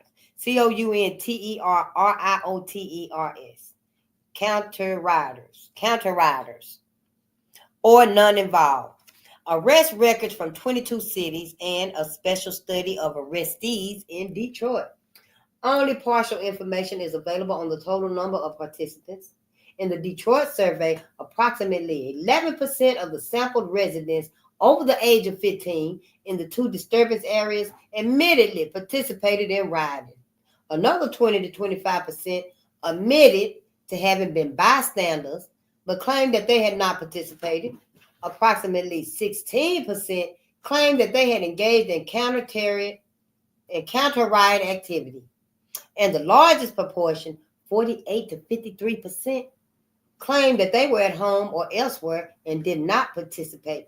However, a large proportion of the Negro community apparently believed that more was gained than lost through rioting, according to the Newark and Detroit surveys. Greater precision is possible in describing the characteristics of those who participated. We have compiled the data from the 4 sources to construct a profile of the typical rioter and to compare him with the counter-rioter and the none-involved. Black people, the profile of a rioter, because all of a sudden, even today, like when George Floyd, when the fires went up and stuff, in downtown Minneapolis and stuff, and all of a sudden the news was saying, oh, the rioters are looting, and then all of a sudden the rioters became the protesters. When I was out there, I saw white folks with lighters and stuff, lighting the fires and shit, and they were so hyped up and stuff. We so glad y'all standing up for yourself, and I was just like, whoa, just so happy, and then go light a fire, set the building on fire and stuff, And there was some pictures that were circulating at that time, because, I told y'all I did end up leaving, for like a month and a half, I think, or something like that. But in the newspapers and stuff, it was showing the faces of the white people. They had actually got the cameras and stuff, and they showed a few pictures. And the one that I seen was, the white folks and stuff. And any black folks that was on them pictures and stuff, they ass got psyched up and hyped up, by the white folks and stuff. Which, I was like, yeah, this seemed like it's pretty much planned, but yeah, it was just a whole big old thing. So it don't surprise me that all of a sudden the profile of a rioter, even here in this state right here, was black. But ain't nobody, all these white folks that's done massacred and destroyed and burned and lynched and drugged and skinned whole humans ain't never been called a rioter. So, I digress. Let's read. I'm just, wow. Maybe we won't give his ass credit, Oh, yeah, we'll give him credit for writing it, him and his team and stuff. Don't it seem like they ass is flipping the script too? The profile of a rioter. The typical rioter in the summer of 1967 was a Negro. Then we just go through all of that, and then that's what it said.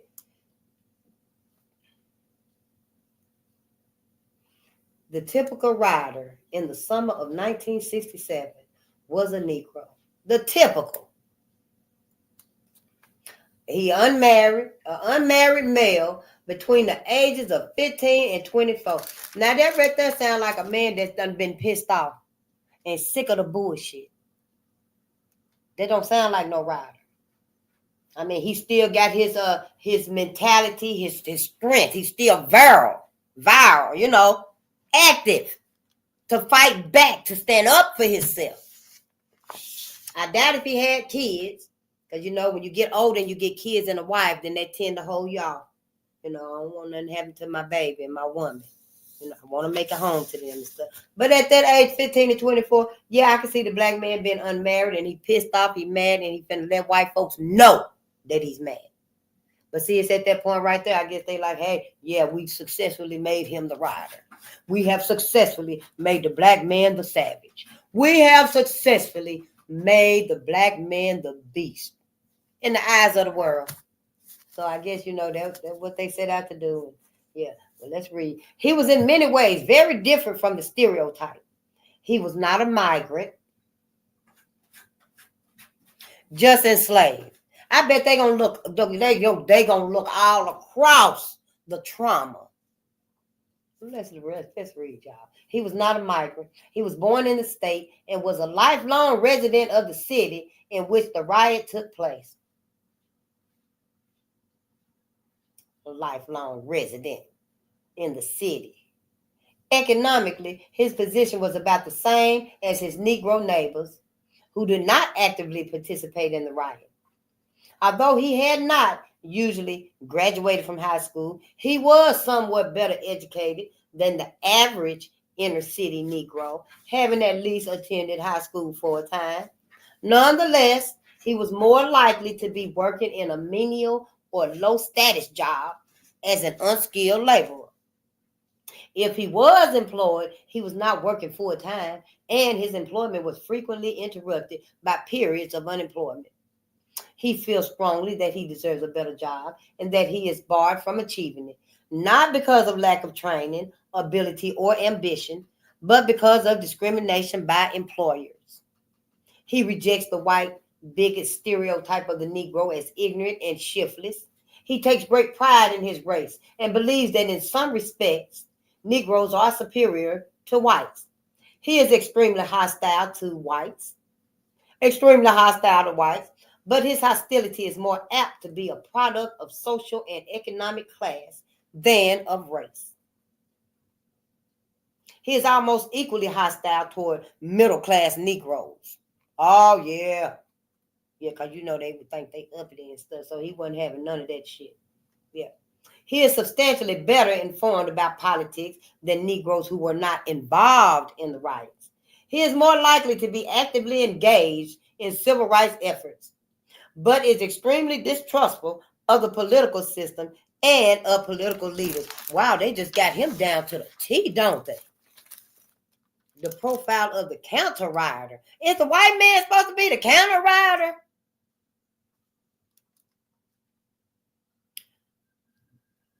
The typical counter rider who risked injury and arrest to walk the street urging riders to cool it was an active supporter of existing social institutions. But maybe he was a black man that was like, a pastor or something. Let's read. He was, for example, far more likely than either the rider or the non-involved to feel that this country is worth defending in a major war. His actions and his attitudes reflected his substantially greater stake in the social system. He was considerably better educated and more affluent than either the rioter or the non-involved. He was somewhat more likely than the rioter, but less likely than the uninvolved to have been a migrant. In all respects, he was identical to the non-involved. Hell, was he a white man? Because they got him like, oh, he didn't have nothing to do with nothing. He was just coming out there to tell everybody, cool it, calm down. It's all right, just calm down. Like white folks always try to tell you, calm down. Shh, it's going to be okay. So the profile of the counter rider. So in all respects, he was identical to the non-involved because he wasn't involved in it. The non-involved that was at home, that was not caught in the riot whatsoever, they was at home. They had locked their doors and went down in their basement and stuff, and cut off all the lights and stuff, got the babies quiet and stuff, so people wouldn't know they were there and wouldn't come and burn down their house and stuff. Well, they saying that this white man right here, who I know that's who they saying is the counter rioter. If they said the black man was the rioter, then they got to be saying that the counter rioter was the white man. So all of a sudden they saying that this white man, honey, was none involved. He was not involved in no way, shape, form, or fashion. It was the black man that did it. Man, they all is some bunch. These folks are a piece of work, ain't they? Man, if I could talk to this man, what's his name? Alan D. Grimshaw, I would ask you, where did you decide to go wrong in this book right here? I thought you were telling the truth. I thought you were printing the truth. How he gonna turn around and say that the black man was the rioter? It don't make sense to me. Yeah, more manipulation, but let's read. We're gonna get through it because we got some more to read and stuff, you know. Yeah, we got some more to read. We're gonna read because we're gonna find out what's gonna happen to Black American stuff. And I know white America, the whole step of the way, is gonna be making it seem like, you know, white America ain't done nothing. It's gonna make it seem like white America hasn't done nothing. But I ain't even falling for it. That's a bunch of bullshit. That's a bunch of lie, and y'all know it. Characteristics of participants. The race. Of the arrestees, 83% were Negroes. 15% were whites. Our interviews in 20 cities indicate that almost all rioters were Negroes. Age. The survey data from Detroit, the arrest records, and the interviews, and our interviews in 20 cities all indicate that the rioters were late teenagers or young adults. In the Detroit survey, 61.3% of the self-reported rioters were between the ages of 15 and 24, and 86.3% were between the ages of 15 and 35. The arrest data indicate that 52.5% of the arrestees were between 15 and 24, and 80.8% were between 15 and 35. Of the non-involved, by contrast, only 22.6% in the Detroit survey were between 15 and 24, and 38.3% were between 15 and 35 years old. The sixth. In the Detroit survey, 61.4% of the self-reported rioters were male. Arrestees, however, were almost all male, 89.3%. Our interviews in 20 cities indicate that the majority of rioters were male. The large difference in proportion between the Detroit survey data and the arrestee figures probably reflects either selective in the area in the arrest process or less dramatic and less provocative riot behavior by women. Let me read that again. The large difference in proportion between the Detroit survey data and the arrestee figures probably reflects either selectivity in the arrest process or less dramatic, less provocative riot behavior by women. See, it was the men that was going out protecting their community. The black men. That's why they were out there protecting their communities from these motherfuckers that was rioting and destroying. That's what white folks was doing. Hunting for black folks. So when black folks actually started going out to protect their community, then the police would show up and it would look like the black man was the aggressor. Because, you know, they would have their gun on them, whatever they had for protection, to protect themselves. They would have it on them. Some of them did have guns at that time. A whole lot of them didn't. That's why they were going to the shops to buy guns so that they could protect themselves. Yeah, man. And it just make you wonder, before we actually was reading these books right here, who else was reading them? White folks. White folks, that's just like their father of medicine, James Marion Sims, who was just digging in black women and stuff with no anesthesia and sticking that long metal shoemaker's tool in them newborn baby skulls. He had books. White people were reading them books, believing all of the lies and shit that was in them books. Yeah, they make you wonder, who were reading these books right here before we started reading them? White folks. Further influencing and swaying them to believe that, yeah, black men have always been savages. It's here in the book. Black men have always been dangerous. It's here in the book. But they forgot all of that information right there of why black folks even stood up and said no more. No motherfucking more. And black folks started defending ourselves. That's when the white media started saying, oh, they dangerous. Oh, shit, they riders. That's what happened.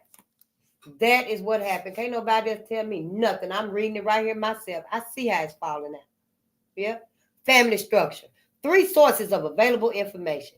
The Newark survey, the Detroit arrest study, and arrest records from 4 cities indicate a tendency for riders to be single. The Newark survey indicates that riders were single, 56.2%, more often than the non-involved, which was 49.6%. The Newark survey also indicates that riders were more likely to have been divorced or separated at 14.2% than the non-involved at 6.4%. However, the arrest records from 4 cities indicate that only a very small percentage of those arrested fall into this category. In regard to the structure of the family in which he was raised, the self-reported rider, according to the Newark survey, was not significantly different from many of his Negro neighbors who did not actively participate in the riot. 25 and 5/10% of the self-reported riders and 23% of the non-involved were brought up in homes where no adult male lived. So could it be that they was like, hey, we're going to go out here and we finna defend ourselves. We finna defend our communities before they get here. No, mama, I got to go defend us before they get here. That's why they were out there. Region of upbringing. Both survey data and arrest records demonstrate unequivocally that those brought up in the region in which the riot occurred are much more likely to have participated in the riots. The percentage of self-reported rioters brought up in the North is almost identical for the Detroit survey, 74.4%, and the Newark survey, 74%. By contrast, of the non-involved, 36% in Detroit and 52.4% in Newark were brought up in the region in which the disorder occurred. Data available in 5 cities on the birthplace of arrestees indicate that 63% of the arrestees were born in the North. Although birthplace is not necessarily identical with place of upbringing, the data are sufficiently similar to provide strong support for the conclusion. The conclusion. Of the self-reported counter riders, ain't they something? However, 47.5% were born in the North, according to the Detroit survey, a figure which places them between self-reported riders and the non-involved. Apparently, a significant consequence of growing up in the South is the tendency toward non-involvement in a riot situation, while involvement in a riot, either in support of or against existing social institutions, were more common among those born in the North. Could that be because down south, we so timid and, forgiving and, and more willing to not get involved, I'm not going to get involved with that right there, Whereas up north, it's like, hell yeah, bring it on, motherfucker, Because up north, that's where everybody went. That's where Ida went, Ida B. Wells, when she was down south in Memphis. And, she went on a vacation. When she came back, white folks had lynched 3 of her friends, her male friends. And, Ida was down there in the town square going off and stuff. And they were like, oh, Ida, come on, we got to go, Ida. They looking at you. Them white folks is finna come, and Ida, they going to get you. And Ida, we can't have this. We don't want to lose you. And, they were like, go to Chicago, Ida. Just go. Go and do what you got to do, Ida. And Ida was like, all right, I'll go. I'm going to Chicago. And Ida left. And she went to Chicago, and that's where she started. That's when she started, because nobody stopped her either. And them white men were looking for her too. They were hunting her down, but she was already gone. Everybody went north. It was safer up north. They knew it was still racist folks up north, but it was a whole lot of folks that didn't believe in slavery. And, and how white folks, they people, were doing black folks, still doing black folks. So I guess over time it did wear down some white people where they were like, we sick of this shit. Leave them alone. Okay, all right, but go on and do them however you want to do them. Then we'll turn our head, you know. But it made it easier, you know, for some of us to get up north and, you know, fight for our rights. So yeah, I do agree that it was more common among those, you know, in the north to, you know, fight back. You know, all right, residents. Riders are not only more likely than the non-involved to have been born in the region in which the riot occurred, but they are also more likely to have been long-term residents of the city in which the disturbance took place. The Detroit survey data indicate that 59.4% of the self-reported rioters, but only 34.6% of the non-involved were born in Detroit. The comparable figures in the Newark survey are 53.5% and 22.5%. Outsiders who temporarily entered the city during the riot might have left before the surveys were conducted and therefore may be underestimated in the survey data. However, the arrest data, which is contemporaneous and with the riot, wow, that contemporaneous, contemporaneous with the riot, suggests that a few outsiders were involved. 90% of those arrested resided in the riot city, 7% lived in the same state, and only 1% were from outside the state. Our interviews in 20 cities corroborate these conclusions. Then we're talking about the income.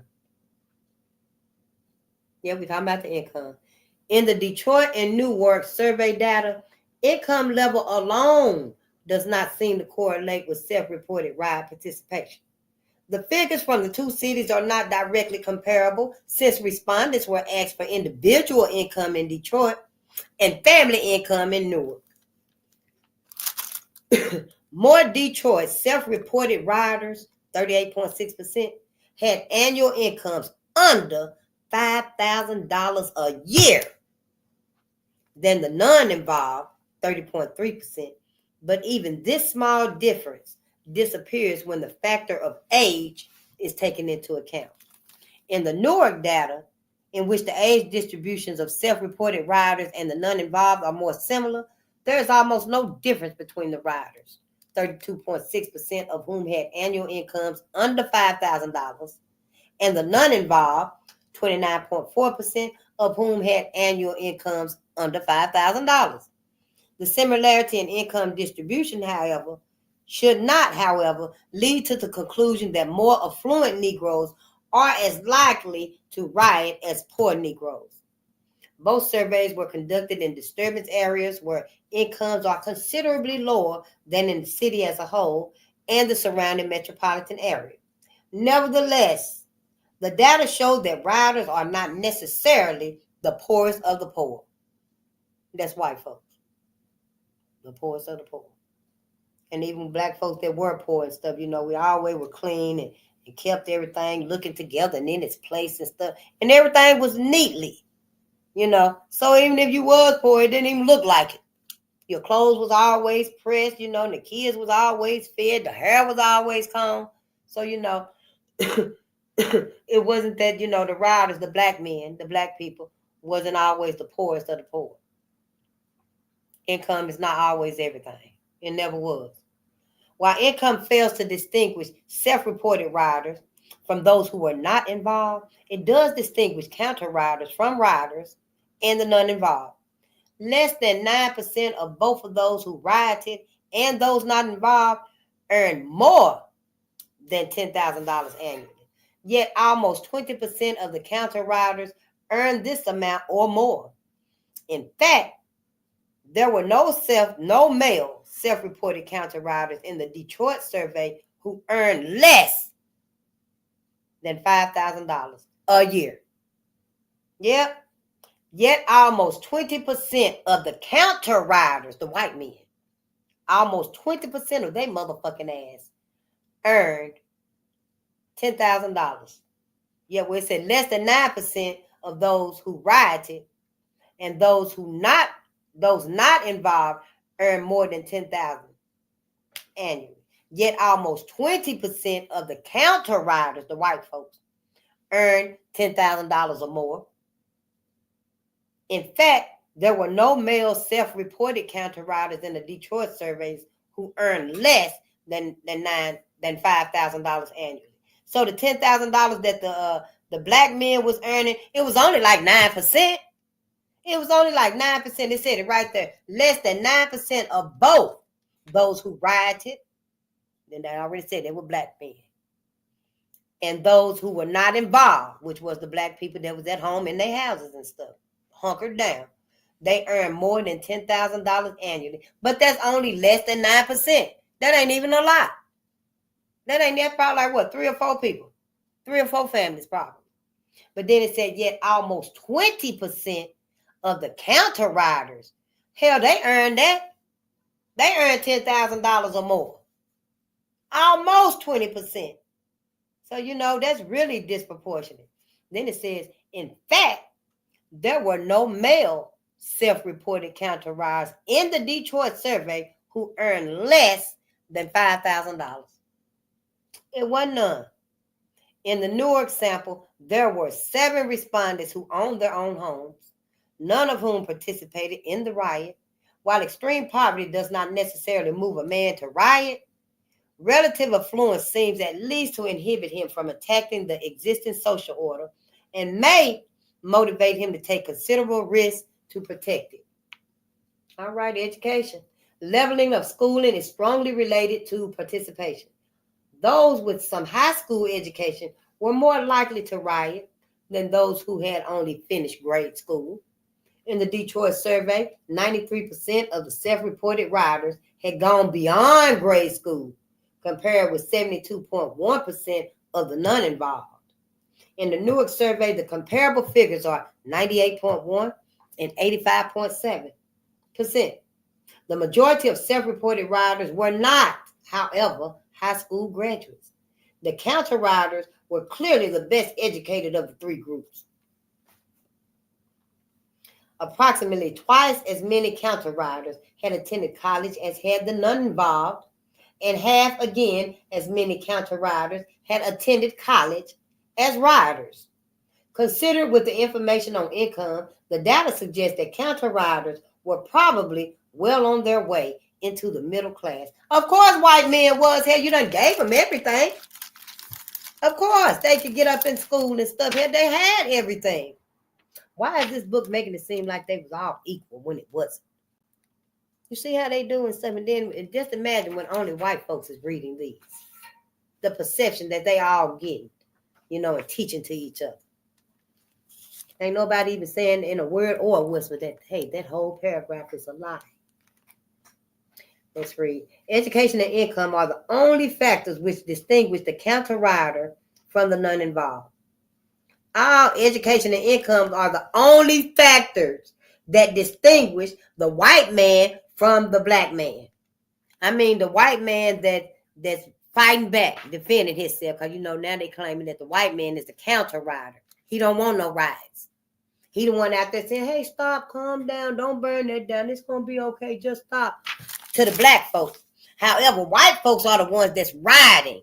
He ain't running over there telling them to calm down, stop, don't do that, get out of black folks' neighborhood. Why you here? He ain't saying nothing to them. He running to the black folks, telling them, hey, stop, don't do that, and all they doing is trying to get out there and stop the rioters, the white rioters, from getting to their communities. See, that's how my mind got all this going and stuff. The only reason black men was out there to begin with was to let their ass know, this is the line right here.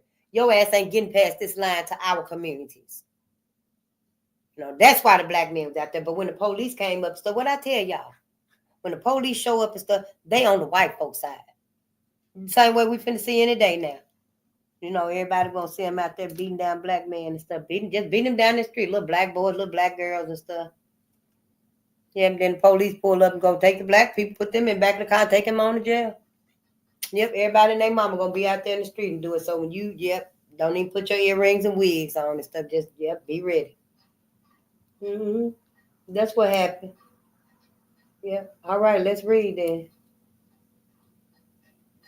Apparently, a high level of education and income not only prevents rioting, but is more likely to lead to active, responsible opposition to rioting.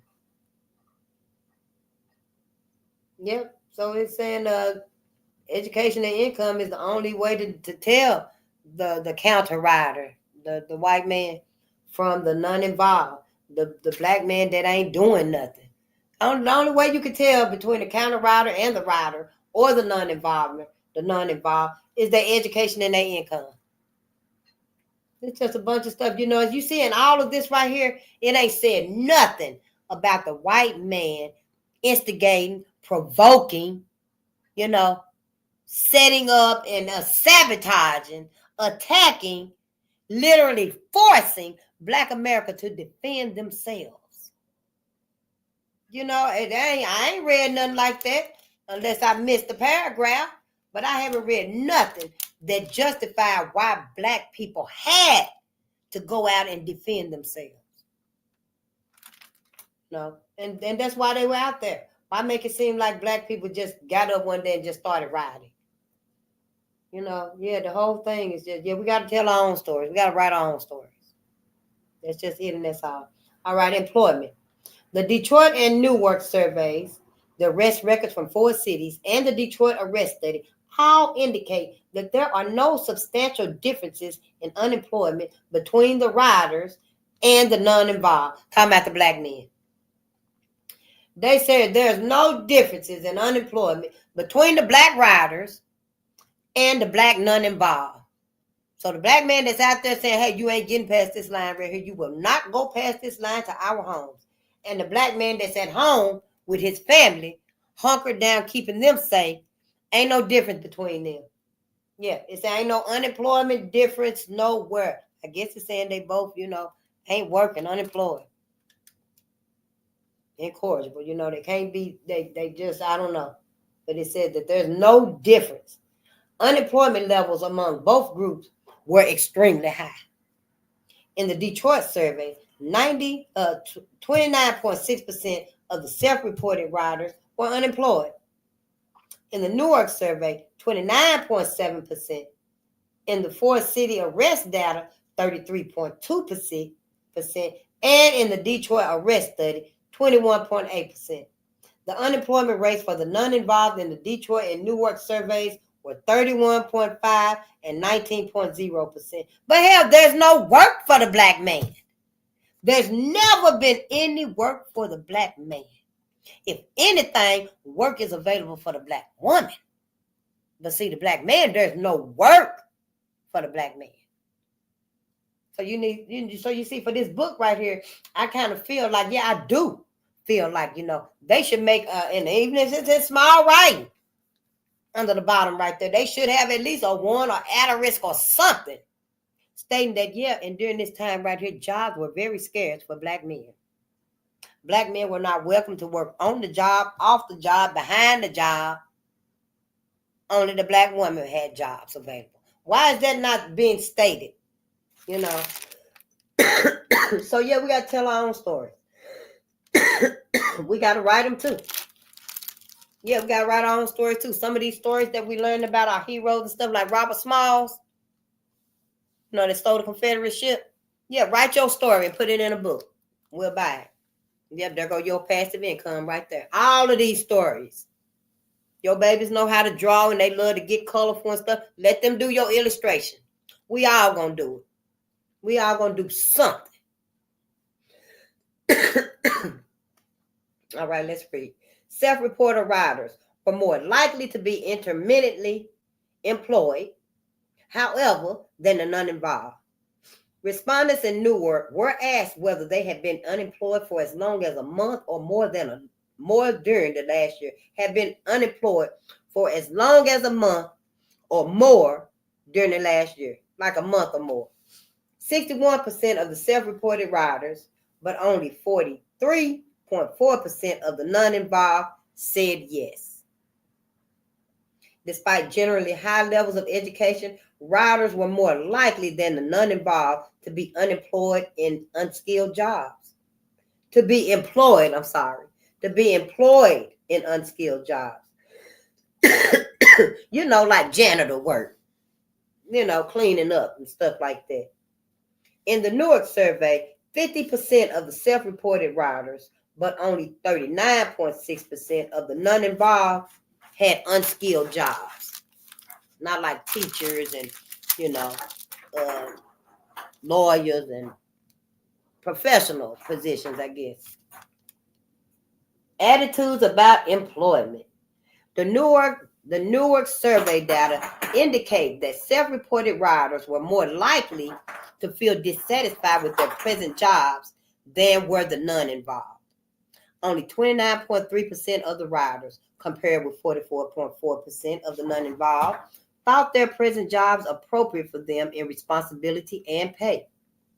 Of the self-reported rioters, 67.6%, compared with 56.1% of the non-involved, felt that it was impossible to obtain the kind of job they wanted. Of the self-reported rioters, 69%, as compared with 50% of the non-involved, felt that racial discrimination was the major obstacle to finding better employment. And that's why nobody worked. Black men didn't work because of racial discrimination. Oh, my ancestors. Do you know that's what the Civil Rights Act did? Yes, it protected. All them protections gone now. Yep, all them protections gone. Wiped away. Sure will, honey. Yeah. Despite this feeling, surprising numbers of rioters, 76.9%, responded that getting what you want out of life is a matter of ability, not being in the right place at the right time. Racial attitudes. The Detroit and Newark surveys indicate that rioters have strong feelings of racial pride, if not racial superiority. In the Detroit survey, 48.6% of the self-reported rioters said that they felt Negroes were more dependable than whites. Only 22% of the non-involved stated this. In Newark, the comparable figures were 45 and 27.8.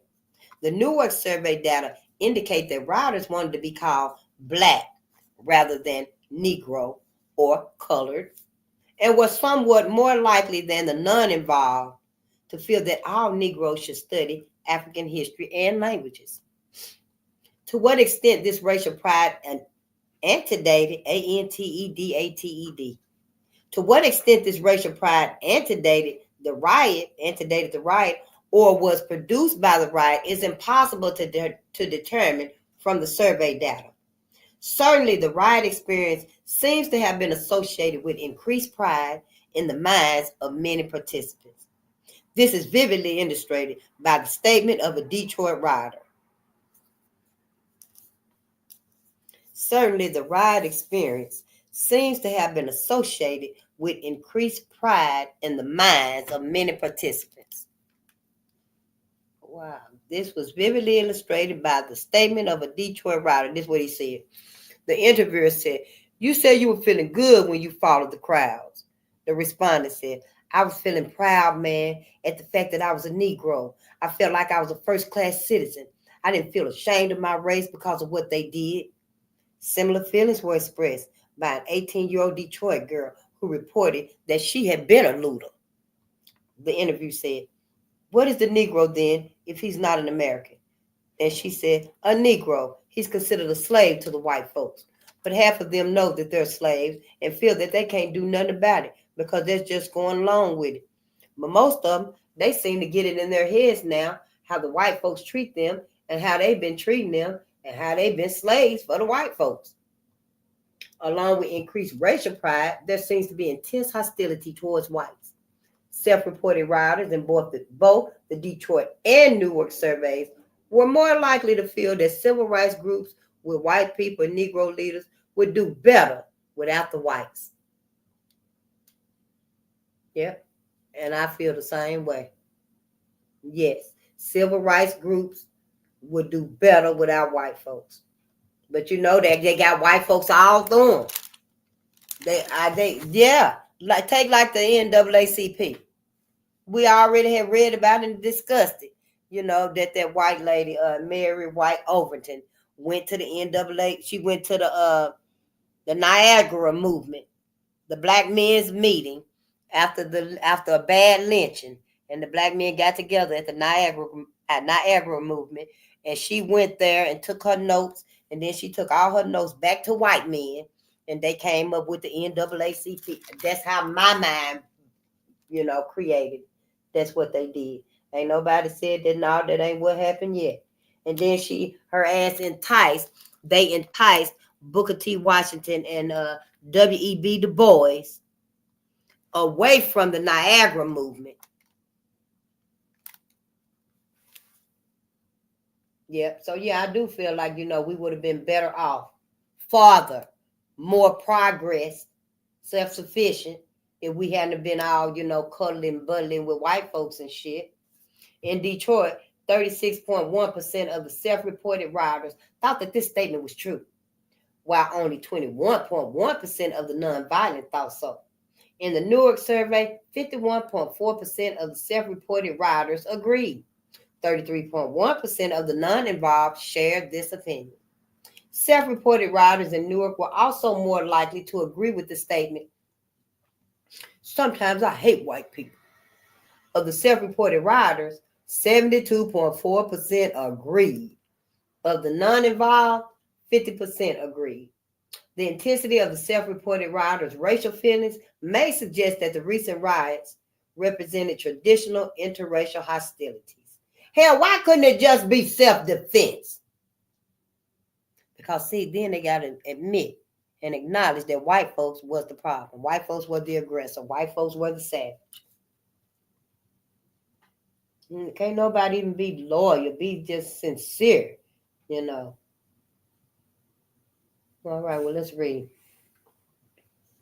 Negroes who make a lot of money like to think that they are better than other Negroes. Oh, let me read this other one. I read that. I hate white people. Of the self-reported rioters, 72.4% agreed. Of the non-involved, 50% agreed. The intensity of the self-reported rioters' racial feelings may suggest that the recent riots represented traditional interracial hostilities. Two sources of data suggest that this interpretation is probably incorrect. First, the Newark survey data indicate that rioters were almost as hostile to middle-class Negroes as they were to white people. 71.4% of the self-reported rioters, but only 59.5% of the non-involved agree with this statement. Negroes who make a lot of money like to think they are better than other Negroes. Perhaps even more significant, particularly in light of the rioters' strong feelings of racial pride, is that 50.5% of the self-reported rioters agreed that Negroes who make a lot of money are just as bad as white people. Only 35.2% of the non-involved shared this opinion. Second, the arrest data showed that the great majority of those arrested during the disorders were generally charged with a crime relating to looting or curfew violations. Only 2.4% of the arrests were for assault and 0.1% were for homicide.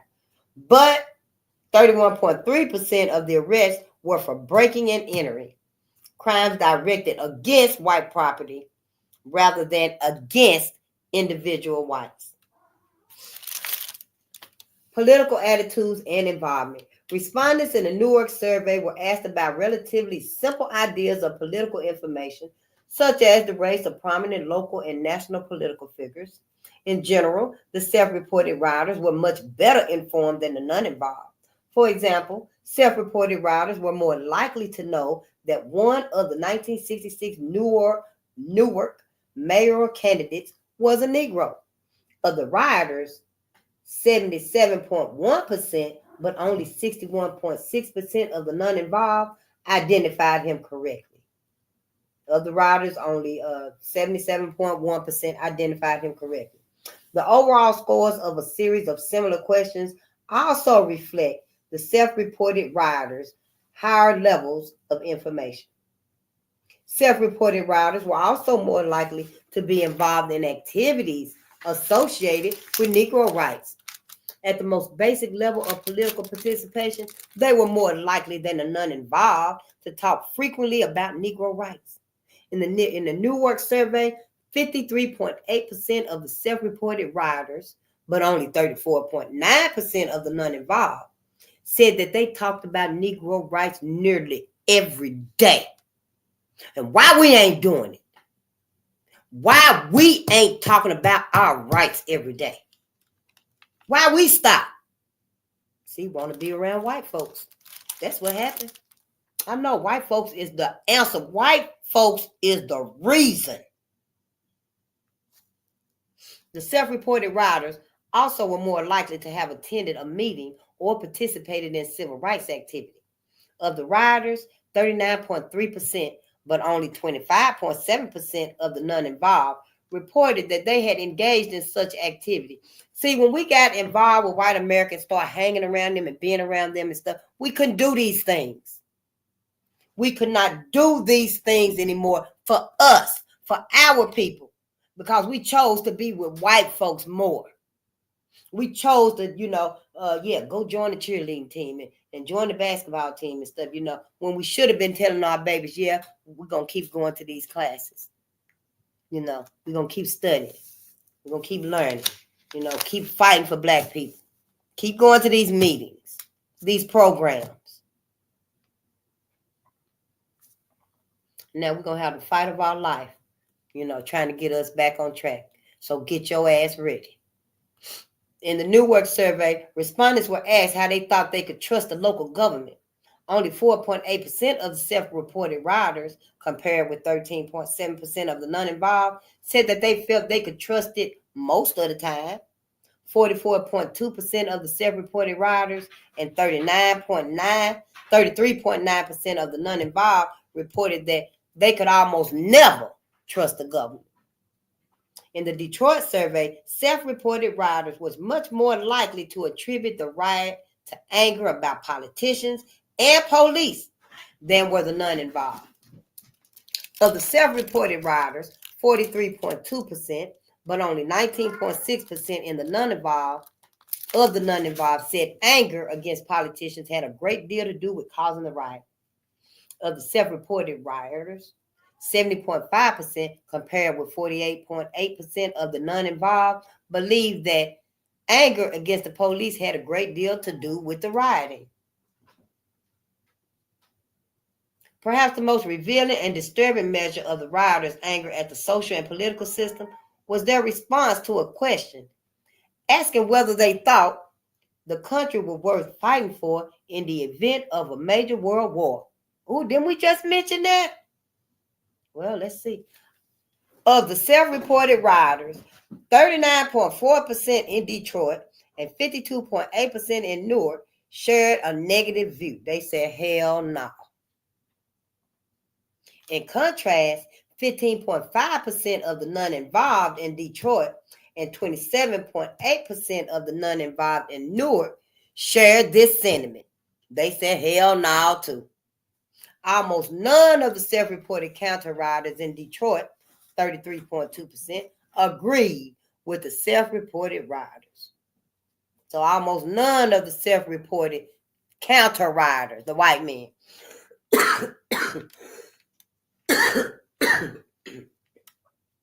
so almost none of them agreed, that, it was worth fighting for. I guess they said, yeah, they'll go fight for it.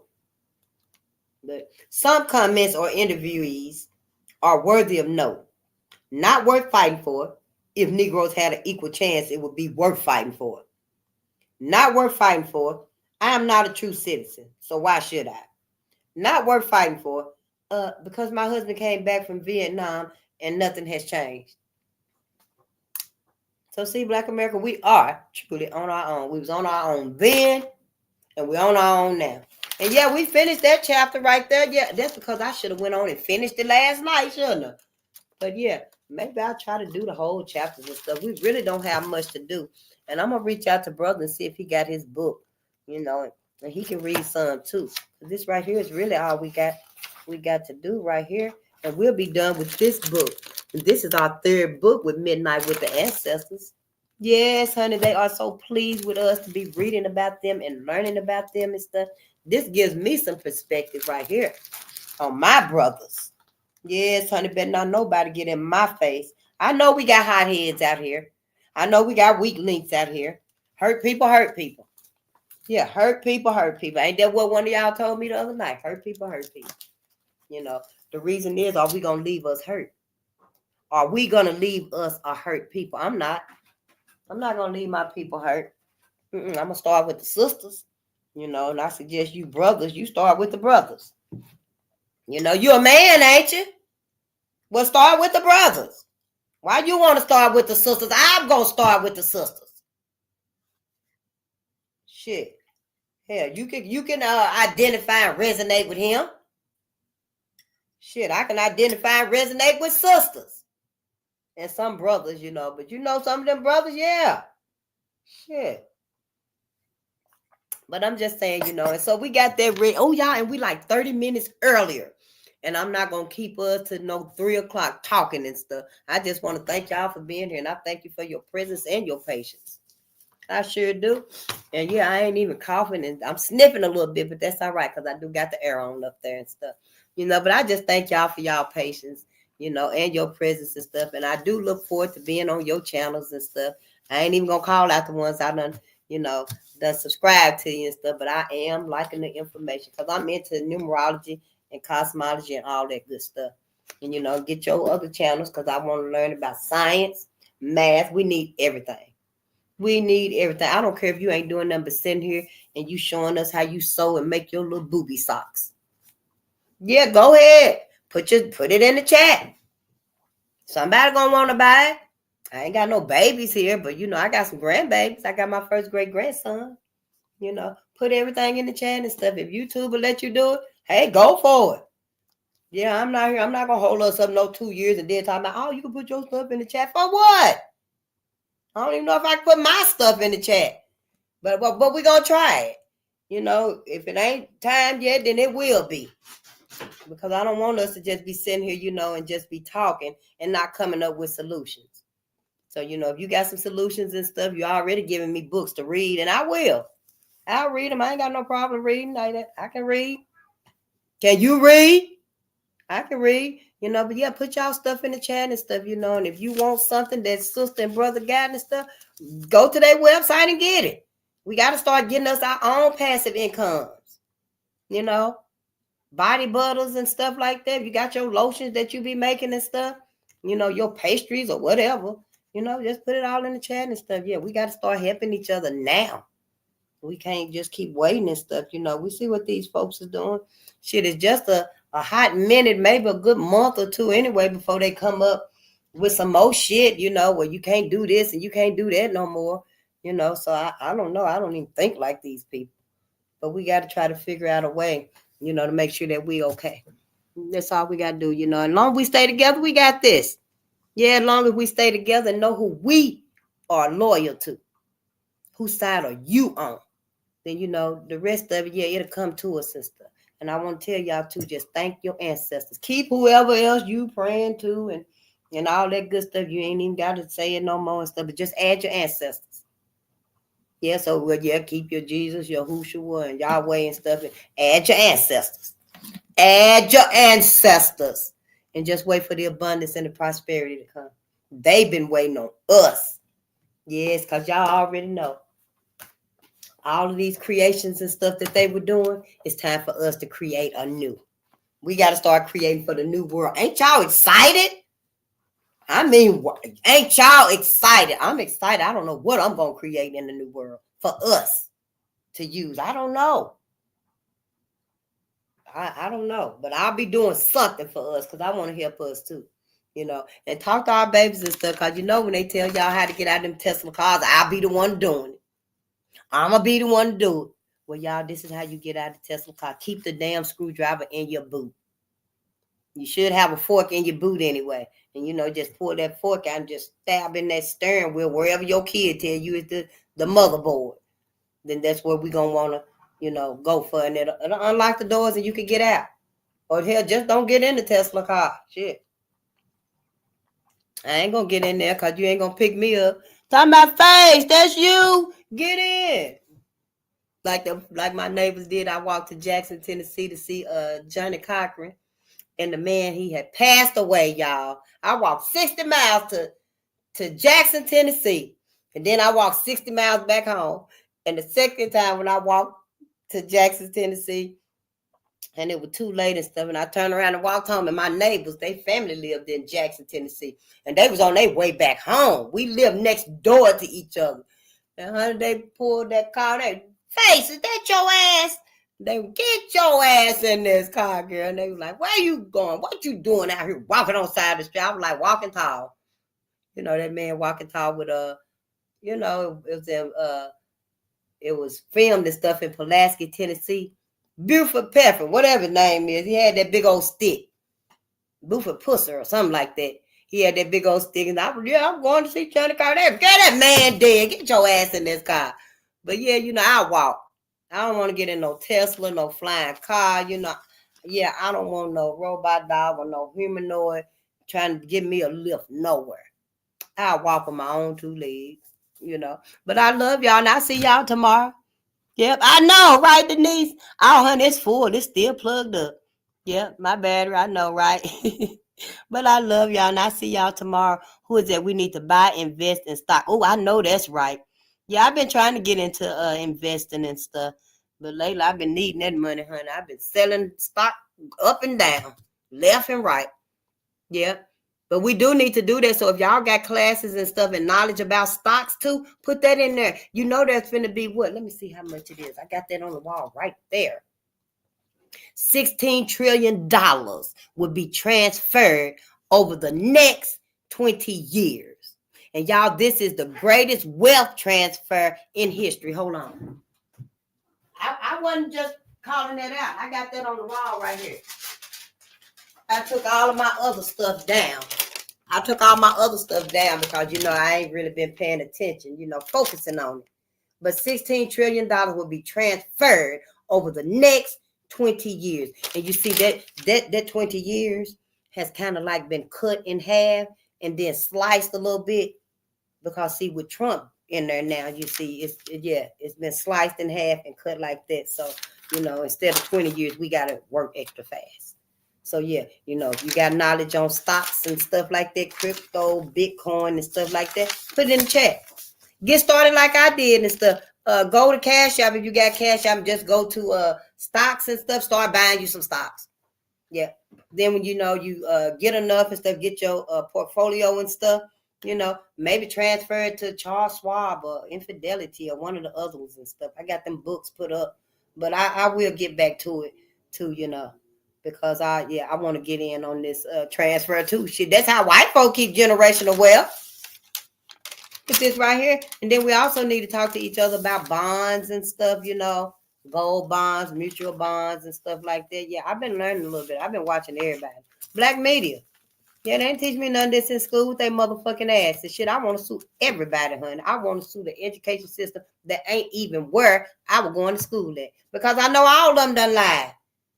I know every last one of them done lied. And I know somebody was saying that what we all should do is individually sue Trump motherfucking ass. Sue Trump motherfucker. But what I'm saying about that right there, you know, it sounds good and stuff, and I would do it. But can y'all at least provide the funds? Tell them people up there when y'all hear about it and stuff, when it come to y'all and stuff.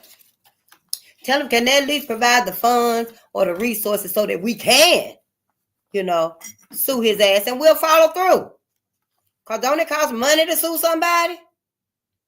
Well, I digress. You know, it ain't like we won't do it, shit. But yeah, it costs money. So yeah, tell them to make it hell where we can do that. Hell, do it pro bono. And we'll all come and do it, hell, and sue his ass. Shit, hell, I think it's unconstitutional anyway. Hell, he doing unprecedented shit. So why can't we? That's all I'm saying. You know, but I'm going to let y'all go and stuff. Because like I said, I'm not going to keep us all night. But I love y'all. Sweet dreams. Think about your ancestors. Think about your ancestors. And if you up and that baby finna wake up and stuff coming up in there with her thumb in her mouth and her blanket, her bottle, you pull out your book, this book right here, this book, Sarah Rector, what's her name? Yeah, the little girl, the richest black little girl in America. Sarah Rector, that's her name. Rectontor, Sarah Rector. You can read any one of our heroes to them. You can just talk to them. You know, just talk to them and mention the names and stuff. They're going to remember. They're going to love it and stuff, you know. It's a new beginning for all of us. Let's not cheat our babies and stuff, you know. We all they got. Y'all know when y'all look in them baby eyes and stuff, y'all should just be thinking about what Trump got planned for our babies. It's terrible. Yeah, that motherfucker, you know. But, yeah, we ain't going to blow the sun up. We can, but we're not going to do that. We're going to let, you know, see what's going to happen. We're going to see what's going to happen. If we can save Black America, then we will. You know, we'll say, you know, mankind need to save themselves. We're going to save Black America. You know, yeah. Hell, if something happened to white mankind, the sun ain't going to blow up. The sun going to blow up if something happened to us. And they already done got our numbers so low and stuff. Let's not let them get lower. You know, go have some babies. Black babies. Peace and power to the people.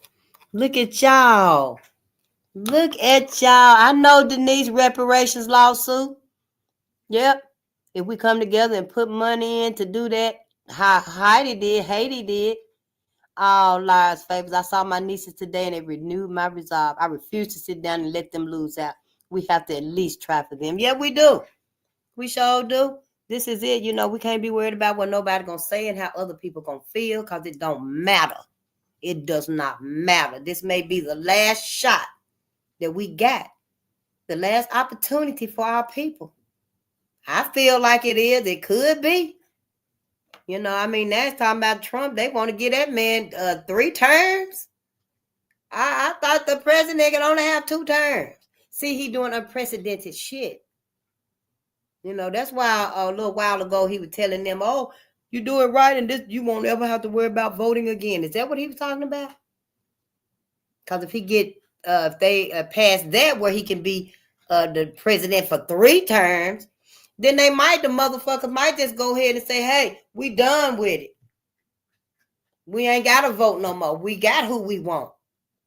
We got the avenger of white, you know, the white man. We got the one who's going to avenge the white man. So we don't need to have no more elections and stuff like that. Wouldn't that be fucked up? Yeah, I know, right? We'll talk about it tomorrow. Yeah. Yep. I love y'all, and I see y'all tomorrow. And peace and power to the people. Our people. We here about Black America, not nobody else. Don't forget that.